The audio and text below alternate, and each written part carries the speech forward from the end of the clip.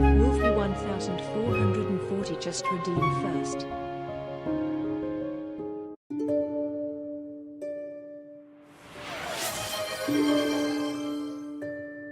Wolfie 1440 just redeemed daily shell collection.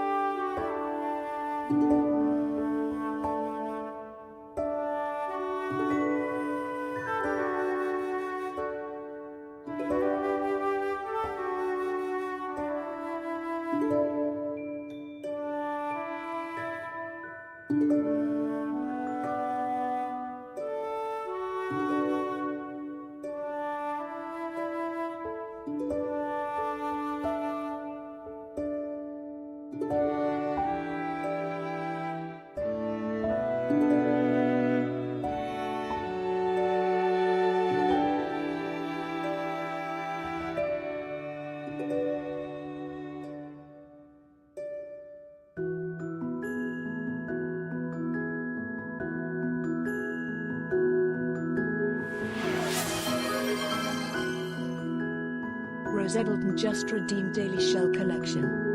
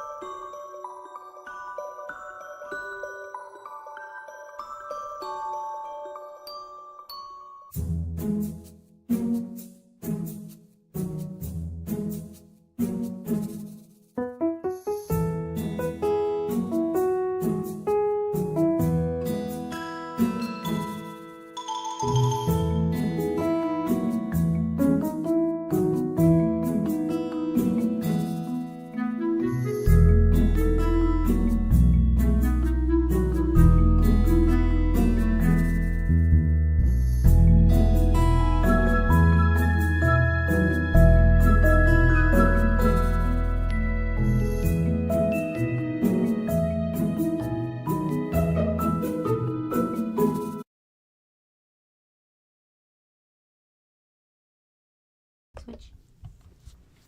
Hi, guys. Welcome in. My name is Nikki. Welcome to the Cozy Cove. You can already see what we're doing today. If you weren't sure, or you just came in and were like, what the heck are we doing today? This is what we're doing today. Say hi, Sky. Hi, Sky. Sure, that works. Sky is also here. So he's hanging out for a little bit while I do this. And I'm going to say hi to everybody. There's so many peoples. Antonio is 2CN, just redeemed Daily Shell collection. Thank you, Antonio, for collecting your Daily Shell. Let me go back. So I think I heard Wolfie was first. Wolfie, congrats on first. And thank you for collecting your Daily Shell. Rose, welcome in. Thank you for collecting your Daily Shell. Hello, Nick. Hi, Antonio. Welcome in, my friends. How are you? Who else is here? Towels. Hi, Towels. How are you? Welcome in. Welcome in, everybody. We are ranking over 100 freaking games because I played 100 and... What did I say? 7? Was it Sky? 107. Yeah. I played 107 games, guys. I got more. I just didn't finish. I didn't play some of them. I played more than 107, though, but it wasn't games. They weren't new games, though. Yeah, we're only ranking games that released in 2025. Whether it was EA, brand new 1.0, or a Switch version. We are ranking only 2025 releases, and it's 107. It would have been more, which is ridiculous. But we're sticking with that. So that's the criteria for today, just so we're clear. Also, can I change this? I can. I want to do this while I'm here, too. So my S tier here. So while we do this, since I didn't finish setting it up, I'm going to explain it to you guys. So my S tier is going to be the best games / my faves of the year. I don't know how I want to write that, but... Do I want to write that? No. Faves. Yeah, whatever. That's fine. That works. It's shorter. It's too small to box. I don't want to make it really stupidly long. So if it's an A tier game, I love this game. Pretty simple. I love this game. It's damn near perfect to me. Maybe it is perfect to me, but not S tier for some reason. That's what A is for me. B, I like the game, but it had room for improvements. You lost your streak again. Oh no, Wolfie, I'm sorry. C is straight meh. That's it. Meh. That's it. D is I didn't like it. It didn't jive with me. I didn't like it for whatever reason. I need another tier. Can I get another tier? I forget how this shit works. Can I get another one? I need garbage tier. Hold on. Lisa, welcome in. Just redeemed Daily Shell collection. Aha, add a row below. Thank you. And we're gonna do it. I don't even know. We're gonna make it black. No, not that one. Oops. How do I fix that? What color was that a second ago? Green? Green. I think that didn't like it. Yeah, the last row is green, I think. Yeah, normally. So we're going to go with like this black color. Ooh, my bad. And this is my F tier, which are the worst games. They are buggy. They're unfinished. Something was very wrong with this game and it should not have released in the fashion it did. And that is what the F tier is going to be. I don't think black is going to be visible, no. No, it's not. Okay, we'll make it gray then. Fine. I wanted to make it like bad. I wanted like a poop brown color, but there's no poop brown color. See? I should have done it the other way and made this red like it's garbage. But that's okay. Can you change it? I gotta change every single one. I don't want to do that. Isn't that easy? I don't want to do that. Here, I'll make it a light gray there. Okay? There. Better. I want brown though. Anyway, it's poop. It's trash. This is the trash. That's the trash row right there at the bottom. It doesn't even warrant a color. It's trash. All right? You got one by accident. I was trying to click on something on your phone and notification. Oh. Oop. Sats, welcome in. Oh my god, we got all the mods. And we're not playing bingo today. Seth I love it. just redeemed Daily Shell collection. Oh well. Welcome in, Seth. Thank you for being here. So yeah. Okay. So are we all clear? This is how we're doing this. And these are the 107 games that I played this year. They're not in any particular order. I did have them alphabetized when I was downloading them, but at this point they are just there. No, there's no bingo. We're not playing a game. We're doing rankings. So there's no bingo today. We're just going to chat and you guys are going to yell at me when I put possibly your favorite game in the trash. And we're going to yell at Nikki. That's what today's going to be. That's it. Ooh. I'm going to attempt to tell you if the game I got was gifted or not. I may or may not remember, to be honest. I'm going to try my best to remember. Thank you to all the devs that did gift me things because I have a crap memory and I do forget. I am also going to open Steam so I can show you the games very, very quickly because we don't have the time for this. All right. Without further ado, let's get into this and we're going to have to figure out where the hell. I have to look at my rankings here and figure this out as I go. All right. So the first one here we have is After Love EP. I don't know if you guys remember this. I don't even remember if I streamed it for you or if because I definitely didn't. Did I get this key? I don't think I got this key. I think this one I bought. And I don't think I ever showed you guys, or if I did, it was just a first look. I don't remember. I was super hyped for this game. And it was good.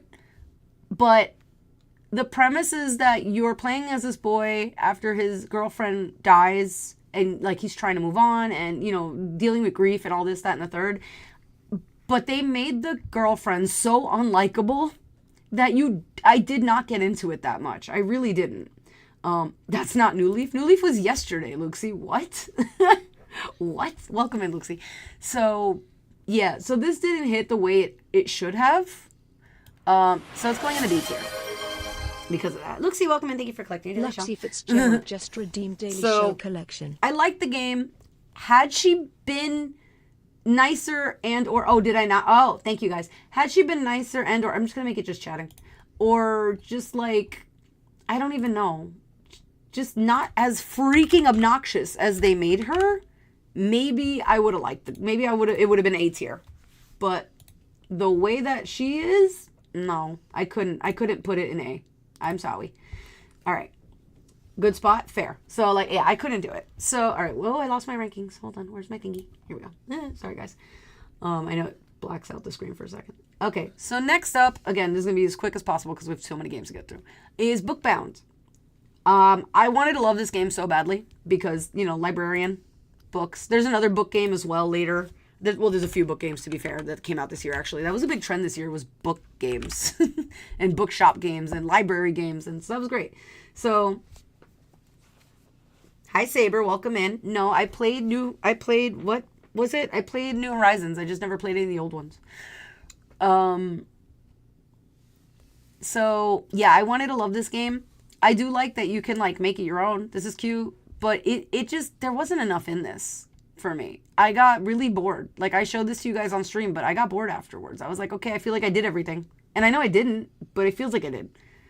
Thank you for lurking, Luxie. So... It still says it? Didn't I just fix it? No. There's no way it still says that. I've literally changed it twice. What is this? Hang on, guys. Twitch be twitching. I've already changed. All right, I changed it again. Reload your stream if it's wrong, please, because there's no way it still says that. Okay. So yeah, this was Bookbound if you remember it or if you don't, but this was Bookbound. Where's my tier list? Here it is. So this one is going to be in the C tier. It's meh. I wanted to love it. I just couldn't. I'm sorry. I'm sorry, Bookbound. I, again, don't remember if I got a key for that one. It was so long ago. I know I got one for Little Library, but I don't think I got Bookbound. I don't remember. It's fixed? Okay. It's fish. It's fish. It's close enough. It's close enough to fish. All right. You guys all know this game, and I think y'all know where this is going. This should not even be a question. This was my indie game of the year from February. This came out in February, and nothing beat this game for me as far as indies are concerned. AAA is a different story, but indie games, this was it, guys. I'm sorry. February was it. I was done in February. So let me. I'm just gonna do it this way. This actually makes more sense. Duh. All right. Enough said. S tier. Enough said. That's it. This was the best game. This was the best indie game that came out all damn year, in my opinion, and I loved it. And nothing is going to change my opinion on that. You can fight me all you want. Nothing's changing my opinion on that one. All right. Camper van, make it home. This one is cute. I don't even remember if I showed you guys this one or not. I got a key, but it was way after the fact, which is hilarious. After, like, it came out, like, well after it came out. So I don't think I ever actually streamed this game, but I did play it on my own. And even Sky liked it, which is shocking. Silksong is better than all these. Well, I didn't play Silksong. If you notice, Saber, it ain't on here. And it will never be. So, there you go. It really was. Thank you, Rose. Thank you. I tip my hat to you if I had a hat on. You're the same with Bookbound. You played the demo and was so bored. Yeah, I was like, I want to love it, but I just can't. I can't. I'm sorry. There was not enough substance in that game for me to not be bored. I'm sorry. So, Camper Van, Make It Home. Once again, if you haven't seen it, I'm just going to very, very quickly show it to you because I want to make sure we get through all these games. But they did win me over recently. I haven't gone back, but I have to go back because they put Christmas stuff in. They won me. They know what I like. They said we have to add Christmas stuff to get Nikki to get a higher score in Nikki's end of year. No, I'm just kidding. I'm totally kidding. But yeah, I saw that and I did squeal, even though I hadn't played this game in months. So yeah, and as you can see, I didn't play a lot of this game, but I did like what I played. Sorry, coughing and dying. So I did enjoy it. Do jumping on platforms scare you, Miss Nikki? Saber, have you not seen me platform? Have you not seen me platform? Because I'm trash at it. Naru, welcome in. Hello, my friend. I almost missed your message. Hello, how are you? So Camper Van is a B. And yeah, I played it way less than Afterlove, and I'm pretty sure I liked it more than Afterlove. These are not going to be the final. There's going to be so many things in front of it for B. It's not even funny. But that's where we're at. You have not? Oh, bro, go watch a VOD. Saber, after the stream, go watch a VOD of me platforming. You'll see how bad I am at it. It's actually funny. You're fine? Good, I'm so glad. So yeah, that one's going to be B. It's cute. I like it. I enjoyed what I played. I didn't fall in love with it, but I liked it. It was good. All right. Cantaloupe Chronicles. This one was gifted to me, I think. No, maybe this one was not. I lied. I applied for this one. I didn't get it. I lied. I bought it. Because I wanted to like this one too. I was like, this is a little journalist game. It's really cute. I want to know the story of the town or whatever. Why can't I spell? Because I can't spell. Because I can't spell. I like the idea. I love a good point and click adventure. I was like, there's a mystery in this weird little town. Cool. So the first thing that did bug me, and I didn't know it would until after I played it. I'm going to be real honest. Looking at the pictures didn't get me until I played it. Hey, Forchi, welcome in. And that, I'm trying to find a good picture to show you what, but there's really not a good one except this one. The polygons, just the art here for the people mostly. It just threw me. I couldn't get into this. I'm like, I don't like this art style of the people itself. The town was fine to me. Like, this didn't bother me. But the people bothered me. Forchi's on the other side, and now he's over here. Forchi's everywhere. We should know this by now. You would definitely be great at Mario Maker courses. Okay, I doubt that highly, but we'll see. So, yeah, so I was like, this is cool. It's a little investigative journalism game, but no, sorry. It didn't hit for me. And then after a while, looking at the people started actually bothering my eyes, and I was like, I'm getting a headache from playing this game, so I couldn't play it anymore. So, unfortunately, I did not play too much of that one. You're happy because you're taking a week break after Christmas? Lucky you. I wish. You know, I go back to work the day after Christmas. The day after Christmas. Anyway, like most people, to be fair, but yeah. So, next up is Consume Me. So, do you guys remember this? This was pretty recent. We just did this one. I did get this one gifted to me, so thank you once again to them. Oh, Cabernet as well. Sorry, I forgot about Cabernet. They did gift me the key. I got that key like 2 or 3 weeks early, which is why I keep saying that game was in January. And it did not release in January. It released in February. But I keep thinking January because I had it so early. I think I got it at the beginning of February, so I keep thinking it was January, but it was not January, it was February. But I got it at the beginning of February because I was on my cruise back in February. At the beginning, like I left on the 3rd, I think, or the 4th. And I left on the cruise, and like a day on the cruise, I think like a day later when I was on the cruise, I got the email about it. I immediately downloaded it and played the entire game on that cruise. That is why there was a review done for it, because I had all that time to do it. And yeah, love that one. But anyway, sorry, we went backwards. Going forward again. So Consume Me was so interesting. If you guys saw it, or if you remember, it was very interesting. It is slightly not narrative, it is narrative, excuse me. It's slightly like a memoir, because the developer who made this game was like bullied in high school for XYZ reasons and like struggled with eating disorders and things like that. Like that's what this is basically. So this is a very trigger heavy game. But besides the Tetris thing, because I was so bad at the damn Tetrising the food. Oh, and this minigame was the worst. I sucked at this. Aside from that though, like the story itself really stuck with me. And like, I like this whole mechanic of like, pick your day, but you got to be careful because you only have so much time in a day. And, you know, all your choices clearly mattered in this story. And So I really like this game a lot. And like I said, in the story, even though I didn't finish the story, I do want to finish it, actually. That's the other thing. I want to finish it. So that's another big thing for me. So this one stuck with me. This one hit real hard. So for me, I love that game. Even though I didn't finish it yet. I do love it. I loved every part of it, minus the 2 mini games I sucked at. But that's not the whole game, so that doesn't lower it for me. So that's fine. You get time off? Yeah, no, literally, you get time off. What's a vacation? No, I'm just kidding. I'm kidding. Only time I get off is when I see my sisters. Well, you just saw your sister, so you just had a time off, so that's good. Do you not get Christmas off? I hope you get Christmas off. Tetris is amazing but annoying. No, literally, Tetris is amazing but annoying. Agreed. Yes, absolutely. There's still someone missing from that cruise, and Nikki's not a suspect. Wow. Rude, Forgy.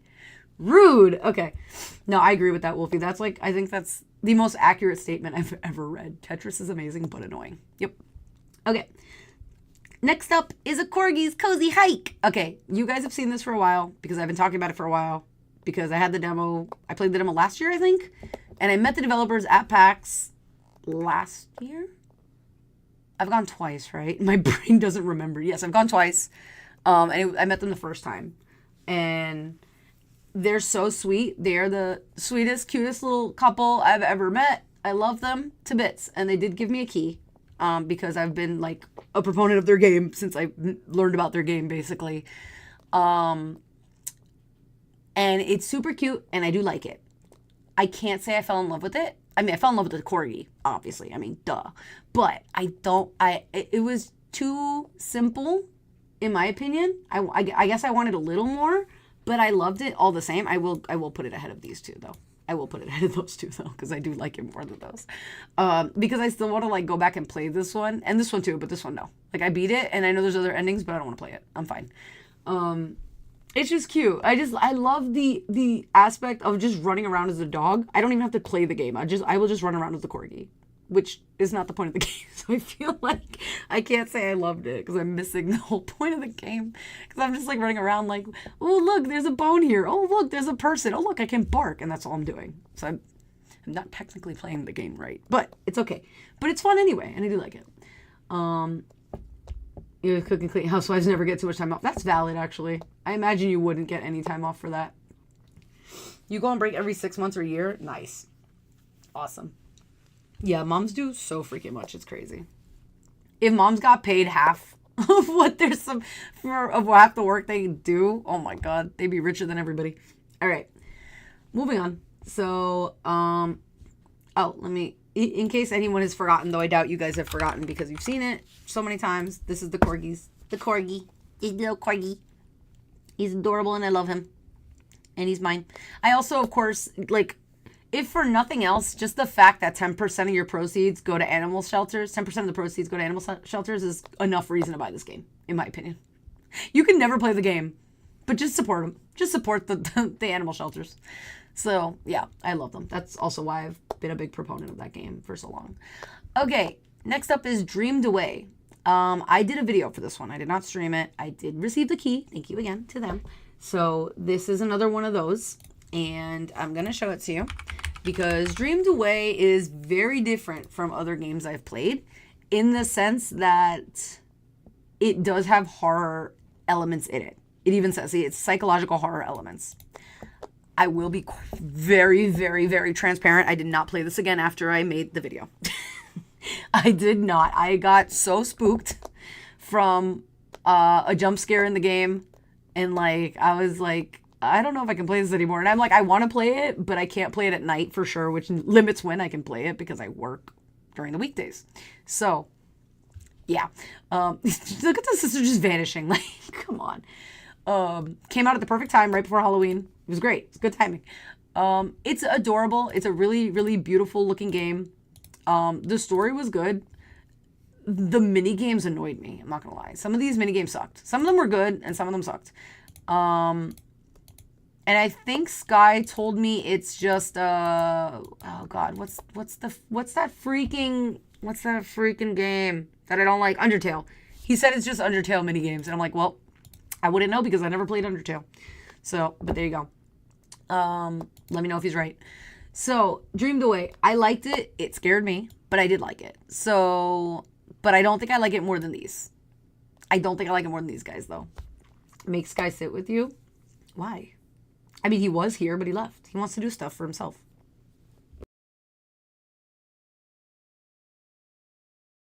Oh my God, Lisa, what a way to phrase that. Jesus, how you get breaks? Jeez. Okay, next up. This was, again, really, really early in the year. Oh, while I play it. I thought you meant now. Never mind. I thought you meant right now. Sorry. So this one came out really early in the year also. This one actually was a January game. Wow, it's not even popping up. I really got to type in the whole game. There we go. Dreaming Isles. I think this kind of says everything I need to say about this. So it looks gorgeous. Don't get me wrong. It looks beautiful. The controls, especially for this and like trying to fight the other ships, sucked. I couldn't do it. I couldn't even figure it out. Like, I followed the instructions that it said, but it wasn't working. So I'm like, what is happening? There were way too many problems. It looks gorgeous, but there were way too many problems with this game. And then on top of that, they released it as a full released game, like full 1.0, not early access. And then let's see if it's in here or not. Is it in here? It's not in here. And then if you go to their news, which is somewhere, I don't know where the news is here, they basically gave you a roadmap saying like, hey, by the way, the rest of the game will be released at these points in time. And I'm like, what do you mean the rest of the game? You said this is 1.0. So this was a huge, huge issue back when this came out. I probably should put it in F, but it's really pretty, and I see potential. So maybe it's D. Really, I feel like maybe it should be F now that I'm thinking about it back to that. And like, because it is unfinished. It was unfinished, but they released it in 1.0. Nah, no, I can't. I'm sorry, because I did this for other games. So I can't do that because it's not fair to the other games then. So there you go. I changed it on the spot. Most of them I'm not changing on the spot. I did this a while ago. But not daily goat yoga. What the heck? You were excited for this one but forgot about it? Which one? Dreaming Isles? Give it another year because they need to fix things. A 2 unfinished category, be good. What? Well, this is the worst game. So these are unfinished, buggy. These are problems. So that's what this tier is anyway. This is what my F tier is. I put it as it's a buggy or unfinished or something happened with it. So that's what this is. False advertising also would be good. But yeah. Wolfie, what the heck is that picture? Okay. What the heck, fish? Okay. Welcome in. Okay. Next up is the game that I'm in. Gemporium. Okay. Minus my bias that I'm in the game. Taking that away, because I can. Taking the fact that I'm in the game away. To me, this is still an S tier game. Because I love this game. Again, this is for me, mind you. But again, this is also because I'm obsessed with the mining in Pokemon Diamond and Pearl, which I've said so many times, by the way. Literally, if they didn't even put me in this game, it still would have been S tier because I love the mining. I love that this is such a big inspiration from Diamond and Pearl, and it works so similarly. And it made me so happy, and I loved it. And I love the added addition of like, you know, it's gems, and we can shine the gems, and we can, you know, and then the loan shark was hilarious and ridiculous, and I loved this game. There was no part of this game I didn't love except, and I will say this, the loan shark was too much. But then they updated it, and you can control that and put it on cozy mode, and there's like no problems whatsoever. So, or was that at the beginning? I don't even remember now. It might have been actually like a day one patch. So there was nothing wrong with this at that point. It's like, okay, so if I don't want the pressure of the loan shark, I can just turn it off and enjoy mining. There was nothing bad about this game. I love this game so much. So Gemporium, S tier. It's not going to go above Cabernet. I'm going to tell you right now, only one thing is going above Cabernet. One. And that's it. Nothing else is going above. Everything else S tier is still under Cabernet. You love this game. You actually finished this one? Oh my God, the one game Lisa finished this year. No, I'm kidding. Only considering buying the game because you're in it. Never heard of it? Oh, you should. It's so good. It's so cute. It's cute. It's fun. It's adorable. It's lovable. We love it. Okay.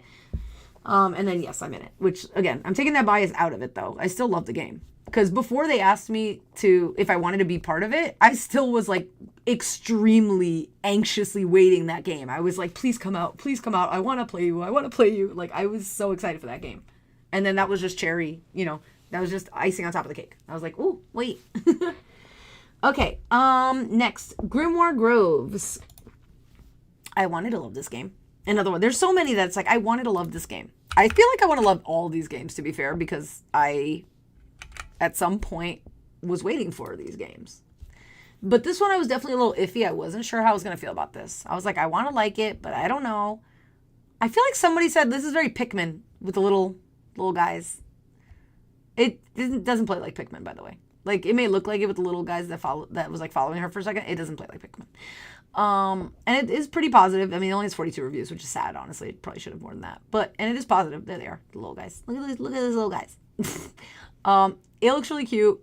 I struggled with this. I don't know if it was like controller problems. I don't know if it was a me problem, but I just could not get in with this game. I was confused. This might have been very early, to be fair, when I played this game, like either pre-launch or right at launch. I ran into some real bad bugs where I was like restarting the game and I'm like I got stuck, like nothing would happen. And I'm like, why does it keep freezing this one part? So again, I don't know if that was something that was, maybe it was a pre-launch build. I don't remember anymore. It's been too long. But no, I couldn't drive with this one. So I didn't like it. I'm sorry. I did get the key for that one. So I feel bad when I don't like something because I feel bad for the developers because like, I'm not trying to be mean, but I just didn't drive with it. And I just had problems. Okay. So next up is Hanako's Flower Shop. So I was super excited for this one because it's like a little anime visual novel. And I was like extremely hyped for this one. Hello? Mm-hmm. Saber, thank you for collecting your daily shell. Saber and Silver just redeemed daily shell collection. Okay, so if you don't remember, this was Hanako. There was voice acting, fully voice acted, which I was like, this is awesome. I love that for games because you don't always get that. And then you ran the little flower shop and, you made the flower arrangements. Not quite the same as another game, which we'll get to later, but you could pick the flowers for the arrangement. I like the idea that you're picking the arrangement based on what they've told you. You really have to be very observant and in this game and really pay attention to what you're doing. It's not just like, oh, I want this or I want a bouquet with these flowers. It's not that. So you really have to pay attention to this. I like that there was a little garden thing, although there's not much. It's not like a farming sim by any means. You just throw it in the ground and it grows. But it was cute. And there were all these little aspects. It was cute. All these little characters were freaking adorable. They were all very individual, all voice acted. It was super cute.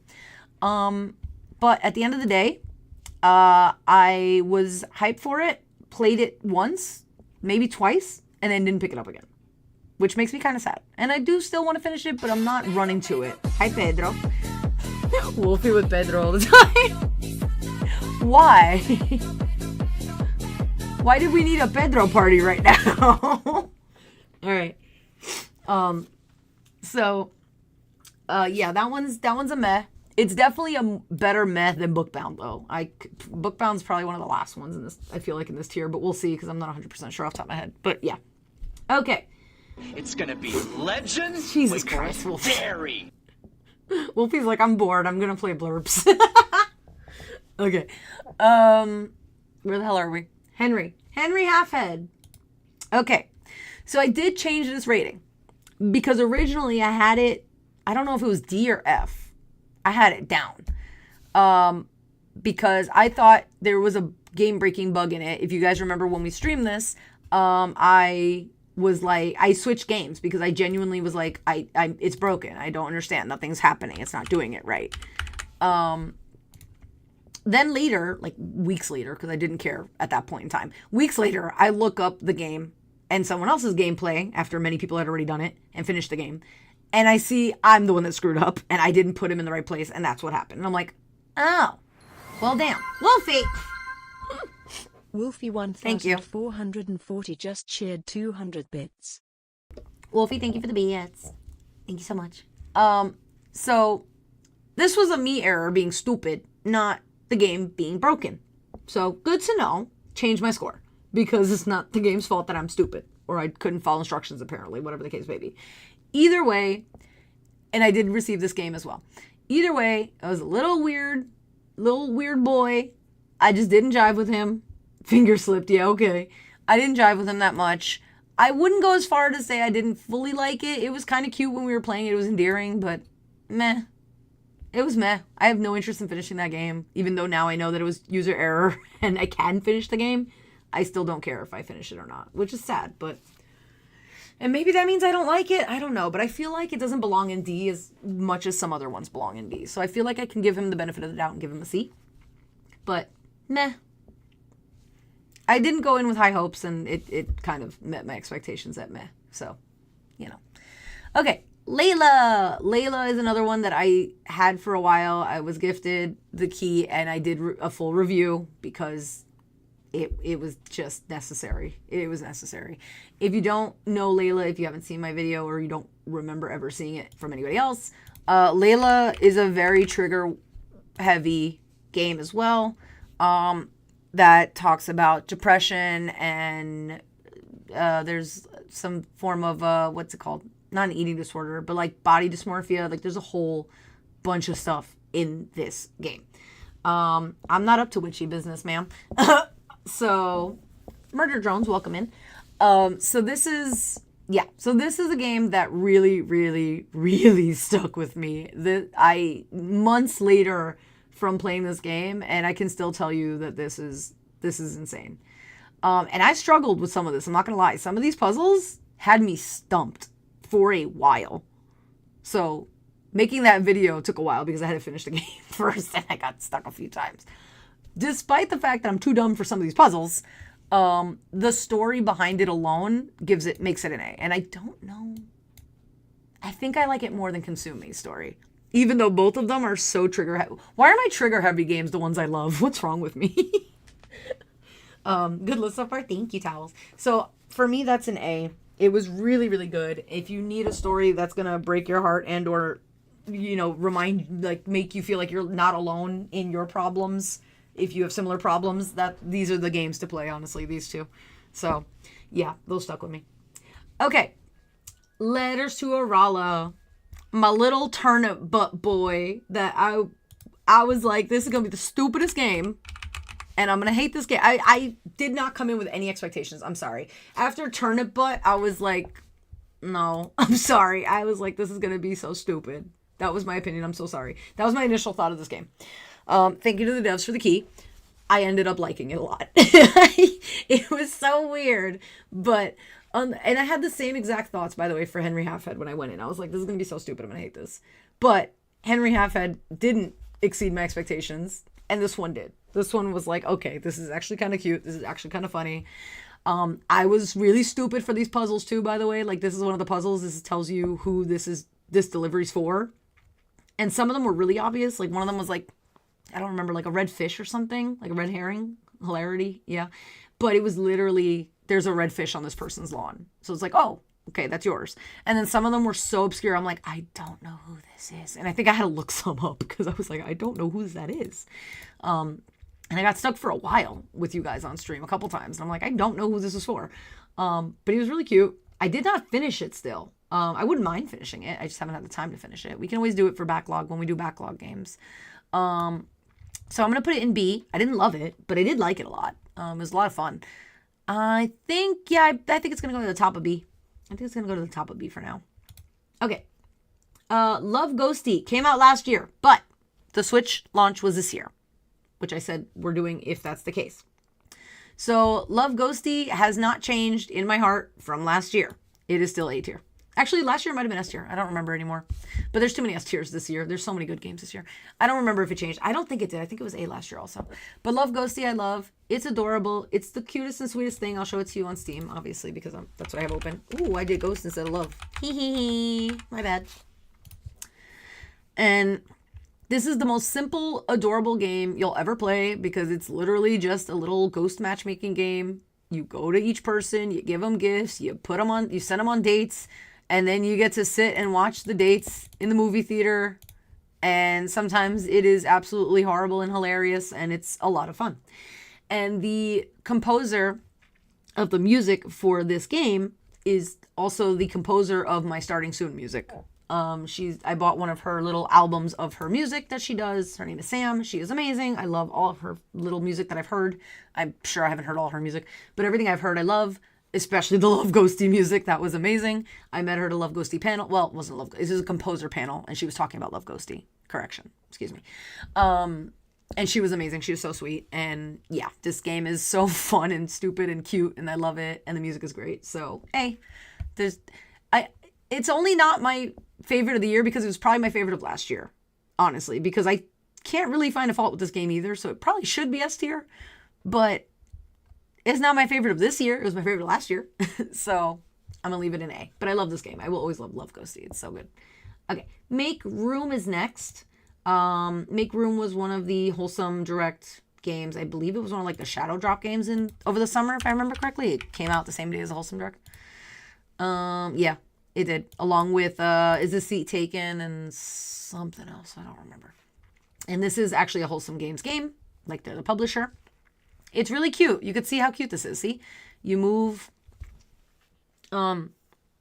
objects, and it's a decorating game. So you guys already know I'm not the decorating person, but it is a decorating game. It's really adorable. This is clearly a Christmas update because that's not the regular game. This is the regular game. And my thing with this game, other than the fact that I'm not the decorating person, so I'm never going to love this game to begin with. Aside from that, though, it's really well done, and the developer updates this so damn frequently and listens to all the community feedback, so I give them major props for that, because they actually have implemented so many quality of life updates since the game released because the fans were like, hey, why can't we do this? Or I would like to be able to do this. And they just put it in because they're listening. And I think that's amazing. So I give him props for that. That does not raise my score, but I do give him props for that. The problem I have with this game is that it's just a little diorama. So it's like you have all these little houses here like this, and they're all a different level. But once you're done with that level, it's just basically a sandbox, and you could just decorate however you want, which is great if you're into decorating. But since I'm not, this is a C for me. It's a meh. It's really cute. It's probably like one of the top meh, honestly. Or actually, no, it'll be after Hanako, actually, because this is a visual novel, which I like more. But that's not my game. It's not a bad game. It is an actually really, really, like if I was doing this completely without my own biases, this is probably an A tier game or an S tier. No, maybe not S. It's probably an A tier game, though. Probably like really, really freaking good. But I'm not the decorator. So, and for me, because I'm not a decorator, I'm going to do the levels that tell you, hey, you need to decorate this level this way, and then I'm never playing it again. Even though you could keep playing it because it's a whole sandbox. I don't do that. So for me, it's a meh. But if you're interested in decorating, I highly recommend that one because they're really, really good at what they're doing with that game. Marin's Day Off. I think it's Marin's Day. It's Marin's Day, not Day Off. Marin's Day, sorry. This was also the Switch launch this year. So I like this game. It's cute. I love the retro vibes that they went with for this, especially since I played it on Switch, because then it kind of gave me like, I wish I had the Game Boy version. I really do. But it's this. So I'm like, this is very nostalgic for me, which I love. And it's really cute. It's really simple. I think it's a 1 hour game or 3 hour game. It has to be 3. I didn't play it for only an hour. I played it for more than an hour, but I didn't finish it. So it has to be like a 3 hour game. But it's really, really short. It's a cute little game. You're basically helping to, you're trying to save the town festival. That's what you're doing. So you're running around fetch quest, basically, trying to help people so they can actually do the festival. Really cute. Basic concept. Love the retro art. I did not get into the story enough. I guess saving the town festival was not sufficient for me. I don't know. I feel like in other games it probably has been. But it was just meh for me. It was very cute. I like the art. I love the art. I love the retro vibes 100%, but that wasn't enough to keep me, unfortunately. So it is going to be meh. It is still way better than Bookbound, in my opinion, because there's still a lot more to do. I think my biggest I think for me, the reason I have it more in C tier is because I didn't finish it in one go, and it is such a short game, and because it is very retro inspired, that also means there's no quest log. So I came back to it months later and I couldn't remember what the hell I was doing, and I didn't feel like restarting it in that moment. So it's probably way better than where I have it, but because of the fact that I didn't play it and didn't finish it in one shot and then couldn't remember what the hell I was doing or where I left off, I was like, nah, I'm sorry. I didn't care enough to do it again. One day maybe, but not today. So we're going to leave it and see. We're leaving it in meh. I'm sorry. I also did receive that key as well. Peaceful Days is a little farming sim. We played a little bit of it the day that I messed up and I couldn't play Anxiety Puppy, which is why Anxiety Puppy is not on my list because I have not played it this year still, even though it did come out this year. So Peaceful Days, a little farming sim. It's really sweet. I liked it. This is going to sound stupid, but it really was peaceful. I liked that it was peaceful. It kind of was a very chill experience and I liked that a lot. Some people may not. It might be too boring. I thought it was really sweet. I liked how chill it was. I don't know what this is. I haven't gotten to that part yet. That's for sure. It's ostrich races? I don't even know. I'm sure there's a lot more in this game I haven't gotten to because I just started it. But from the little bit we played, I did like it a lot. And I love the art style. I thought it was really sweet. It's another farming sim, but it was one I liked. I like the farming sims. What the heck, Forchi? What is going on? Luxie's just dancing. Don't mind her. She's just dancing in chat. So Peaceful Days is going to be in the B tier. I did like it. I don't know if I like it more than Camper Van. I did play more Camper Van than Peaceful Days, I think. Maybe not. No, you know why? Because I like farming sims more than I like decorating things. And this is an organizer, but it's also decorating, technically. See, Camper Van feels like Unpacked, but it also doesn't, in a way. So I feel like I do like this a little more. Hi, Jazz. Welcome in. Thank you for collecting your daily shell. Jazz the Baker just redeemed daily shell collection. Okay, Refresh, again, was a Switch launch this year. This was not this year. This came out like 2 years ago on Steam. But it had a Switch launch finally this year. And I was very excited for that. And I'm hoping Gemporium will also have a Switch launch at some point because it is the same developers. And thank you also to Merge Conflict, obviously, because not only did they put me in one game, but they gifted me both keys for both games. So I got to play both of them. And I liked Refresh. It was cute. I liked it a lot. I struggled with some of the platforming.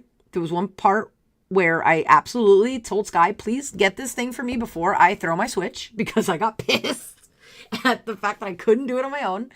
But Refresh, you play as an adorable little robot, and there was a storm that destroyed your town a little bit, and you're trying to help put it back together. It's real short and sweet game. It's like 3 hours long, and I did play it in one go, or in 2 goes maybe. I might take a small break. But that's basically it. You play as this little robot dude. You're helping the town. You got little quirky characters, and you're running around. And as you collect these, I think it's these batteries, you can like jump higher and jump further and things like that. And I needed more, and that was the part that I got frustrated at because I was trying to get one of the batteries. I was almost done. I was at like 4 batteries, I think, and I think this was the last one. And it was just up on like these mountain things up here it's actually this part with the turbines moving. And I just couldn't get the timing right. And I was like screaming. I'm like, please do this for me because I want to finish the game and I'm at the end of it. So I was very frustrated. Otherwise, lots of fun. Really adorable game. Great story, concept. It's very basic, but it was very sweet and I loved it a lot. So I think I like it more than my Turnip Butt Boy. I'm fairly certain I like it more than my Turnip Butt Boy. So yeah, they're gonna stay in B. Research Story went into 1.0 this year also. So that's another one that's been out, but it went into 1.0 this year. I didn't play this game enough. I'm going to be really honest. I feel like I played it enough to get a basic rating, but I don't know how fair it is. But I did like what I played. I want to play more, which is a good sign. So Research Story, let me pull that up for you guys. If you didn't see it, is because this doesn't really show you anything. So in case you couldn't tell from that, I love the pixel art, obviously. Didn't get anywhere near that far where it was like winter and stuff. Yeah, see, the 1.0 released. But I like that you can like find these plants and animals and stuff, and it's all real stuff. Which was, was this the real one, or was that something else that was the real one? No, these may not have been real. I lied. I don't know if these were real. Another game had real ones. I don't know if this is it though. What are you not telling me, Forchi? Anyway, so I did like this. I did struggle with some of the mechanics, although I think I'm just stupid, honestly. I think I was doing the research wrong because I think it was like you had to like examine it first and then do something else. And I like did something wrong, and in between I was like, wait, why doesn't this count in my journal? And it was completely my fault. But look how beautiful this game is. Like, it's so pretty. I want to play more of this game, 100%. I was actually sad that I couldn't play more of this game because I remember I tried so many times. You don't understand how many times I flicked on my damn Steam Deck for this game and just couldn't play because I got too busy with stuff. And this happened multiple times to the point where I just gave up after a while trying because it felt like I was cursed every time I tried to play this game. But the little tiny bit I played, I did like a lot. So this is going to go into B tier. I probably like it more than Refresh. No, I didn't finish it. I finished this. I didn't even get close to finishing that. So I'll leave Refresh first because I did finish Refresh. I think that's more fair. We're going to have a lot of B. I can tell already. We have a lot of B tiers. You're too innocent for the booty shake. Footloose is real. Oh my God, you guys are so weird. Okay. Robert on Earth, my favorite little robot boy. He was so cute. He was just the cutest little robot. Look at this guy. Look at this little guy. He's just a cutie. He's a little cutie. But I liked, for this game, another farming sim, but I like that it's completely different from every other farming sim where it's like this post-apocalyptic world where there's no humans and you're freaking farming gears and other weird plants. It's just so strange. And I kind of love it. And I love a good dystopian book. So this kind of fits my vibe of things I like. And he's just so cute. And the fish were weird too. I think one of the fish were like steel. Like, it was so weird. The fish were made of metal. So yeah, really weird, really quirky. I love that he's the only robot with a name. He's Robert. Nobody else has a name. People were like, why do you have a name? It was just weird. It was funny and cute. And then there seemed to be, I didn't get far enough, but there seemed to be some kind of like story there of like some underhanded stuff happening. And I want to go back because I'm like, wait, what the hell is going on in this story? I want to know. Also, how did we get here is my biggest question. And I don't know if the game answers it since I didn't finish it, but I want to know. I literally want to finish the game just to know if they answer that question. Because how the hell did we get to this point? So I would love to know their theory on that one. I love my little robot boy. I'm gonna put him here. These are there's a trend here of robots. Have you noticed? I like robots. Apparently, I never knew I liked robots this much till this year. But here we go. Okay, Simon the Sorcerer. What's scarier, the robot or a clown? Oh my God, definitely the robot. Definitely the robot in that scenario. So, you guys probably remember this because this was a fairly recent stream. We played Simon the Sorcerer Origins. 30 years between the last game or the first game, I think. The first game, the initial game, and this one. Why? Don't know. I don't think they ever meant to make any more games, to be fair. And then someone bought it and was like, yeah, we're going to do this.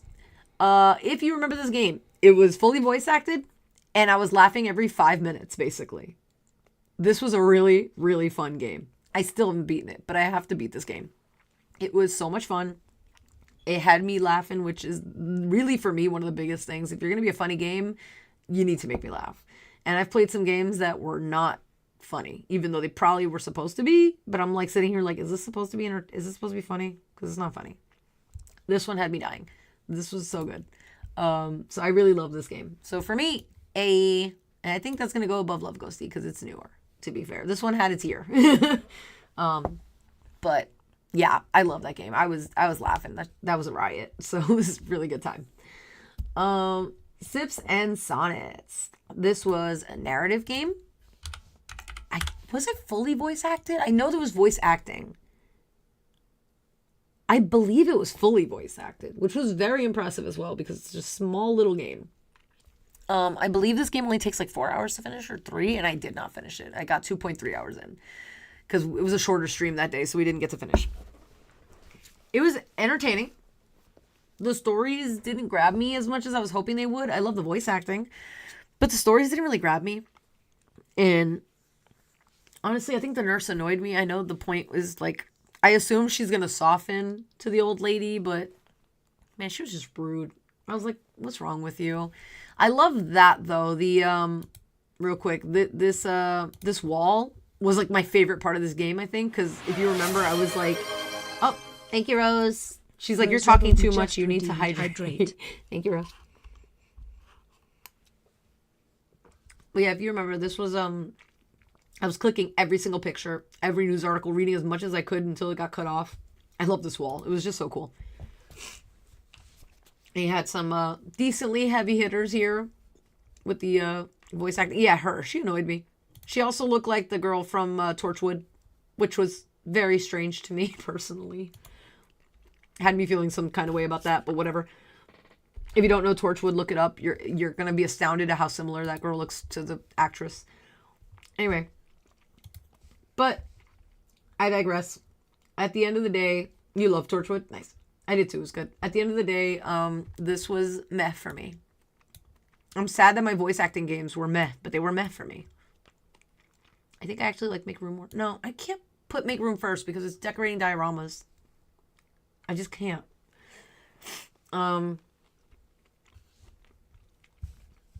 So, Forchi, since you've seen Torchwood, am I right? Does that not look like that girl? Because it's a little creepy. It looks a lot like her to me. I should dedicate an entire month to robot games before AI and robots are scary, not cute. It's already scary. I don't know what you're talking about. They're already scary. Close. Yeah, see? There you go. Somebody else besides me said it, so I don't sound that crazy. It's weird. She looks like creepily close to the actress, and I don't know why. I don't know if she was inspired by it. Like, did they see her and be like, oh, I like that actress. Let's put her in a game? Like, I don't know. Anyway. Slime Heroes. I was hyped for this game. I was stupidly hyped for this game because I played this game at PAX and actually found a bug when I played the game, which was hilarious. And they had Q&A there, and they were like, wait, how did you do that? And I had to show them what happened before the bug happened. It was very funny. And I think maybe because I was so excited for it and had already played it at PAX is why I didn't play much of it when I got it, which sucks, but I think that's why. Because you see it's like less than 2 hours on record. So that's the only explanation, I can't speak today, that I can think of. Also because I guess because the beginning is the same as what I played, so it was like I'm playing the same thing I already played, if that makes sense. But I love that you can create your own little slime. I love that you can, I loved my little slime with my little blue and blue. It was very cute. It looks similar to this, but not exactly. I love that you can customize your slime. It was very cute. The story was cute at the beginning. I like the mechanic of the battle mechanics were really well done. It was really smooth, but I definitely struggled with some of the battles. I don't know if you guys remember at some point I got real pissed because I kept losing at one point. And I think I lowered the difficulty even because I was just so frustrated. I was like, I just need to get out of here, out of this one section. This is cute. I hadn't seen this area yet. So I do like the game. I didn't love it as much as I initially did when I played it at PAX, and I don't know why that is, but yeah, I didn't love it. I liked it. I liked it a lot. I didn't love it. I think he goes there. I like my little slime boys. They're cute. The little slime baby was adorable. It's amazing people forgave the actor that played Captain Jack Harkness for, he did that? When did he... Okay. That's not a conversation for right now. Sopa! Alright. Sopa was a game I waited what felt like forever for. I really, really wanted to play this game. And then there was a release date, and then the release date vanished, and we're all like, what the hell happened? And then it finally came out. And I have not beaten this game because there's no cloud save. I wanted to finish it on my Steam Deck in bed, and I couldn't. And I was like, well, and I haven't sat here to finish it again. I've played a little more recently. I played an hour, almost 2 hours a couple weeks ago, or a week ago. Because I want to finish this game. It's cute and I like it. I love the little Spanish, I mean it's all Spanish, but I like the little Spanish things that I like recognize or that like made me laugh because I'm like, oh my god, this is like XYZ person in my family, or like this is so this. And so a lot of like little things for me personally, being a Spanish person, that I love this, or being Hispanic, that I love this. Other people may not love it as much for that reason as well, to be fair. But I do like Sopa, Tale of the Soul and Potato. It's really cute. It's really quirky. It's super quirky. I mean, where's these frog dudes? Like, one of them literally robs your grandma's potato sack, and that's how you end up in this weird fantastical world. So, I mean, yeah. It's really weird and quirky, but I really love this game. So I had a lot of fun with this. So I think I like Sopa more than Simon. I think. I'm like looking at these two though. Like, do I like this more than that though? Maybe. Only because these are darker themes. So I don't know. It can't be. I don't think it'll ever be at the top of my love this. But I still love them. But yeah. Anyway. Moving on. Next up is Tales of Seiku. Which, if you guys remember, I was freaking out about. And I wanted so damn badly. And I didn't get a key. But I was so hyped. So I bought it. Because I was like, I need this game in my life immediately. Keep in mind, it is still in early access. My problem, I think, was I played the demo too many times. I played the beginning of this game too many times. And then I didn't want to continue the game because I was like, I have to get past the beginning again. And it kind of messed me up a little. I like the game. It's beautiful. They're still updating it. I think they just did another update like 3 days ago. Like this is constantly being updated because it's in early access. So they're still doing it. I love the roadmap and where it's going. Oh, sorry, I forgot to show it to you guys. I'm not pulling it up. So I think it looks good. I personally love the art style. Because it's just very anime. And I'm just like I love the little yokai. I love the idea that you're yokai, that they're all yokai. I think it's really cool. The characters are just hot. I'm sorry. Like, sorry, not sorry, but the ones that look humanoid are hot. It's just really cute. I kind of, hot take, but you can customize the character now. Hot take, I wish that was not an option. Just because me personally, when I'm playing an RPG, I like playing whatever character somebody made. Because I like feeling like I'm in the story as that person, not as myself. That's me. That's okay that other people disagree with that. I think that's also why I loved Rune Factory as much as I did, because you just picked either boy or girl, and that is who you were, and that's who the story was about, and that was what I liked about it. Whereas this one, you play it, you can make your own, you can make yourself, basically. You can make whoever you want, essentially. Not yourself, but you can make whoever you want. And it's, obviously the character has a name and stuff. Well, no, or do you name yourself? I don't even remember anymore. But, I don't know. That's just me. But I love the idea of this game. I'm excited to play more of it. I want to see what the hell 1.0 has in store. But I got to get past the beginning again. So I haven't touched it in quite a while. Also, I want to romance these people. I want to romance these hotties. So I got to get into this game. I got to like buckle down and do it. But anyway, I digress again. I like this game a lot. I don't love it yet. But that's because I didn't get anywhere with it. You know what I mean? Because I keep replaying the beginning. So I don't love it yet. But I feel like once I get past the beginning and get into the story proper and like really deep, I'm going to love it. Right now, though, I do not love it. I do like it. It's probably the highest, though, for my likes right now. That's definitely the highest right now for my likes. That's how you felt about Hades 2 and Baldur's Gate 3. I played way too much during early access. Yeah, I didn't even touch Hades 2 again. Like, in early access, I played very, very little. Very little. Because I didn't want to have that problem. So I feel like I played the demo for that one too much. So, she's in like, not love. Yeah, I'm in like with that game. Absolutely. I think I will absolutely fall in love with that game once I get past the beginning. But for now, I'm in like. You have an adjustable bed? Ooh, me too. I love adjustable beds. I don't think I can ever go back to a normal bed now. And I blame Sky for that. I absolutely blame Sky for that. Okay, focusing, guys. We're an hour in, and how many games? 1, 2, 3, 4, 5, 6, 7, 8, 9, 10, 11, 12, 13, 14, 15, 16, 17, 18, 19, 20, 21, 22, 23, 24, 25, 26, 27. 27 out of 107. Guys, in an hour, we got to knuckle down. Nah. We gotta get here. Hold on. All right. Organized Cappy God. This one I bought for myself. It was really cheap and cute, and I was like, let's try it. Can I just find it with Cappy God? I can. Okay. Look, see, it's really cheap. It was $5. I probably bought it on sale too, so it probably wasn't even $5. It's just really cute. You can see I put like no hours into this because you get the point right away. It's not that I don't like it, but you get the point right away. I just wanted to test it and see what it was like a few weeks ago or months ago, whatever it was that I bought it. It's really, really, really basic. You're organizing. Here, let me find a good, see? Ta-da! You're just getting a bunch of little things all messy and then you clean it up. That's it.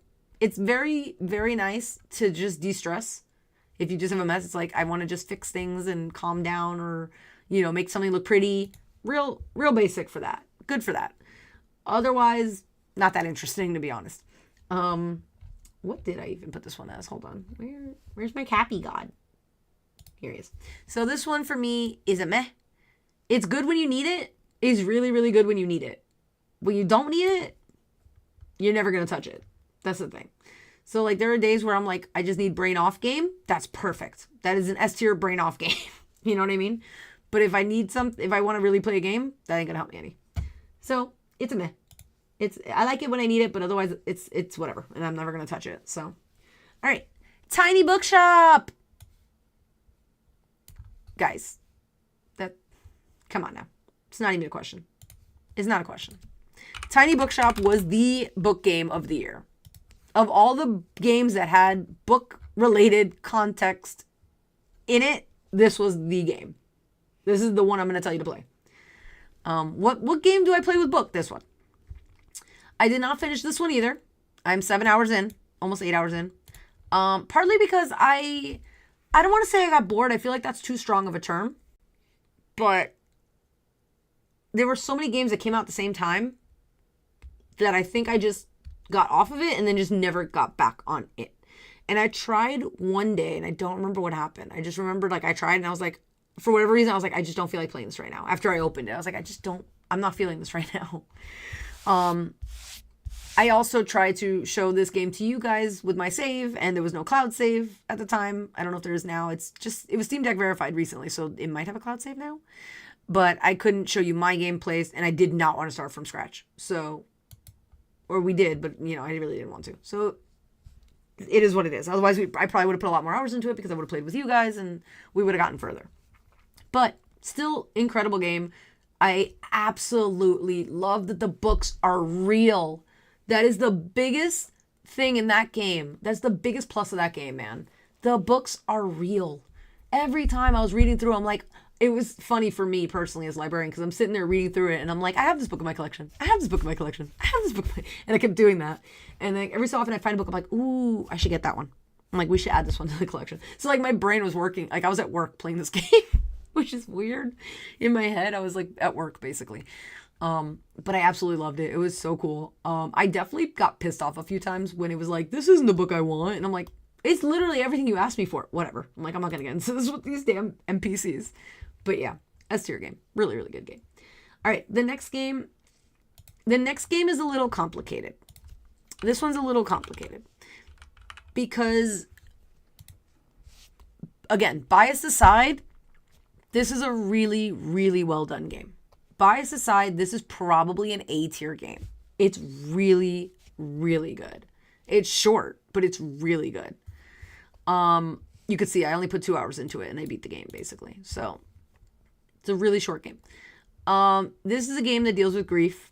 If you're not ready for grief, obviously don't play this game. Spoiler warning. So close your ears if you want to play this game. You don't want to hear this part. Mute me. It's fine. Give the count to like 50 or 60. Count 1 minute and I'll be back. Spoiler warning. Last chance. I was not prepared for this game because I knew it dealt with grief. I did not realize it dealt with the grieving of a dog. And I played this game 2 weeks after I lost my dog. So, with that said, that is my bias for this game, and I don't like it because I was not prepared for that game. I was broken. I almost threw my Steam Deck. You can ask Sky. I was so angry because I did not realize that that was the grief that was going to be in that game. So, I literally almost threw my Steam Deck, and I had to go to the bathroom to take a breath because I was about to freak the hell out. So, no. So, that's the bias for that. Otherwise, obviously, again, if it's not me talking in that moment of time, because it was just the wrong time to play that game for me, beautiful game. That's it. Now, months later, now that I'm months past my grief, or not past, but months, afterwards, beautiful game. Absolutely. But Sam's game should go in the trash. Hi, Nico. You're terrible. The poor devs. You're so mean to the devs, Nico. Okay, Urban Jungle. Urban Jungle looked really, really cool because it immediately gave me like unpacking vibes, where you're like placing these things, you're literally pulling them out of the boxes. Like, this is unpacking, essentially, is what I thought. And other people liked it. I'm not one of these people. I'm sorry. Because in order to get past the levels, I'm trying to see if I can show here, this part. Well, she's blocking it. But in order to get past the levels, you had to fill this meter. See how it says 0 out of like 30, 50, whatever that is? And that's not hard when it's 30. Once it goes up to like 500, if you don't place the plants in a good spot, like I did a couple times, I didn't place them in good places for each other. See? I was just buying more and more and more and more and more plants. And I was just sticking them everywhere at that point because I'm like, I just want to fill the meter to go to the next part of the level because I don't care anymore. And that's not a good thing when you're playing a game. I was so done with it. I was like, I don't care. Can I just finish to get to the next part of the story? That was a skill. It definitely was a skill issue. It's okay. Nico, you're not wrong. It was a skill issue. But I didn't like it. Yes, that's part of the puzzle, but after a while, I got so frustrated with it. I'm like, I don't care anymore. So it took me so out of it. So I didn't like it, unfortunately. I wanted to love it, but I did not like it. I think I liked this less than after my dog died. So yeah, that's sad. I really didn't like that game. I really did not. I'm sorry. I wanted to like it. I was like, this is unpacking. It's going to fill the void. No, it did not at all. Not for me. Okay. Whimside. Whimside was very cute. It is a, is it technically bottom of your screen? I don't know if it's technically bottom of your screen. It's on your screen. I don't know if it's it doesn't have to be bottom though, technically. I think you can actually move it anywhere you want. I love that they're all called bottom of the screen, but sometimes they're not, but it's okay. But look at this cute little thing. This was like productivity tool meets Pokemon. Sort of. Kind of. Only a little. It was very cute. I love pixel art. You know that. So it was very cute. I liked the little monsters. I thought they were adorable. Never even got to the beach area. I wish I had. And it's cute. But, and then there was a point, I'm trying to see if I can find a picture of it. There was a point where you can like breed them. Yeah, so you had to breed them to get the next area because it was like, I told you, like, you need this specific monster basically. So you had to either find it magically, which I don't think you could after a while. I think you actually had to breed them. That was the point. It's just RNG. So you're just breeding until you get the right combination between the two parents for the next area. Which I had a lot of fun with. I'm going to be real honest. I had fun with this. The reason I'm ranking this as meh is because this is supposed to be a productivity tool. It was not productive for me because I kept playing the game. I kept saying like just sitting there, even though I had time between the breeding, I was sitting there waiting for it to finish to do it again or do a different one just because I wanted to keep going. So it was a lot of fun. I had fun with it, but it wasn't helping me productively, which was its purpose for being. So it's going down here somewhere. Yeah, that it's so cute, but I got so obsessed with trying to find the right creature that I wasn't doing my work. So can't play that game when I'm trying to actually do work. I've noticed I can only play Spirit City Lo-Fi sessions if I'm actually trying to get work done. Otherwise, I can't use any of these productivity tools. The games are too fun, even though they're not fun to just sit there with, which is hilarious, but whatever. All right, next up is Witchy Business, which is super duper cute. Oh, and I did get Whimside and I did get Witchy Business from the devs. So thank you guys. And I love, if you guys have been here, you know I love the Witchy Business devs. I love Rogue Duck. I love their games. They are starting to get repetitive, which is not great. They are starting to get a little repetitive for me, which I guess is the point. They kind of are just a different skin, to be fair, on the same game for the most part. But I didn't play enough of this. See, it's not even an hour. So I'm going to be as fair as I can be. But in that less than an hour, I got a little bored at one point. I like the game. Don't get me wrong. I didn't dislike it. Like, it's not D tier. I didn't dislike this game at all.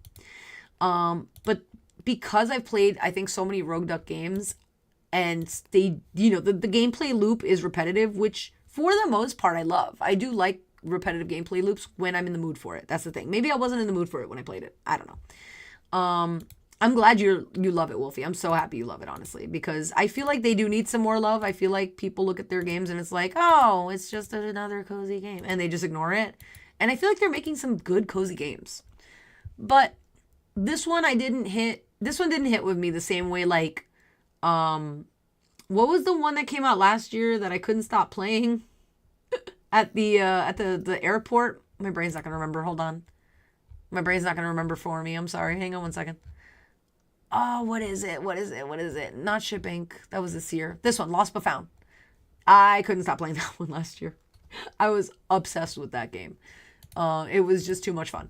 So, I don't know. Maybe I don't want to say it's the witch aesthetic. I like witches. I like the magic shop thing. I don't know. Maybe it was too many things going on at once. I'm not sure. But this one didn't hit the same way like Lost But Found did for me, that one hit. I love that one. I will put it in meh. It is C tier for me, but it's definitely going to be the highest, I think, in C tier. Because I love their gameplay loops. I'm just obsessed with Rogue Duck's gameplay loops, honestly.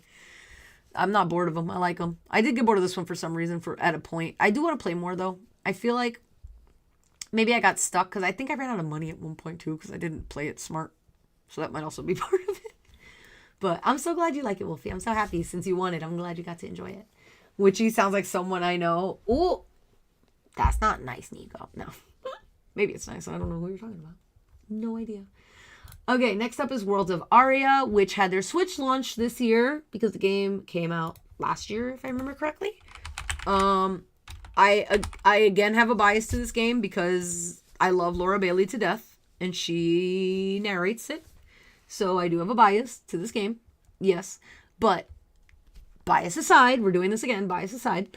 I like this game a lot. This was a lot of fun. I played this game with Sky multiple times, actually. And I have this on Switch and Steam. So, the Switch... I'm trying to remember. I think the Switch version is the one I was gifted. I think. But I don't remember. It might have been Steam. And then I might have bought it on Switch. I don't know why I did this, but I think I did. I don't remember. But Laura Bailey automatically A tier, but it's not an A tier, don't worry. Just saying that she's automatically S tier game, but it's not. But I did play 4 hours of this on here. I don't know how many hours I played on Switch because I had one game where I played by myself and I was just doing NPCs for the other characters. And then I think the Steam one is the one I was playing with Sky, but I don't remember anymore. And I was playing with him. And it was a riot because the point of this, it's like a D&D adventure. So you're supposed to, do things to, hopefully help your story. But when I play things with Sky, he likes to play with chaos. And there would be an option of fight this monster. And he's like, nah, I'm going to go rob somebody instead. And it's like, are you kidding me? And then you're by yourself and you'll get killed by the monster or something. And this is how he plays. So this was a freaking riot. I loved that game. It was so funny. Especially playing with Sky. It was just amazing. And I loved it. It was great. It was a good time. But I can't put it in A. I don't think it was good enough for A, personally. I do like it more than Tales of Seku, I think, at the moment. I'm hoping Tales of Seku will go up here one day, but right now it's here. But that one was great. It was so funny. It made me laugh a lot. Even when I played on my own, the story is so stupid and funny that I just laughed all the time. And Laura Bailey. That's it. Enough said. Laura Bailey. All right. That's actually why I even looked into that game, because I heard that and I was like, oh, I'm playing it. Kelsey, welcome in. Hello. Merry early Christmas. Best Served Cold. I loved this murder mystery game. This was such a cool freaking game. I like the what do you call it? The 1920s, but alternate universe 1920s, because it's not America. It was weird. It was cool. I can't put it in the A tier because I'm still on the first case. I never got past the first case. which is terrible. Do I like the murder mystery more than the D&D game? I played more than the D&D game, to be fair. So I feel like this is probably accurate. I don't know if I can put it ahead of... I don't think I can put it at the top because I played so much more of Worlds of Aria than I did Best Served Cold. And it's not even like a matter of the time that it came out. I don't know.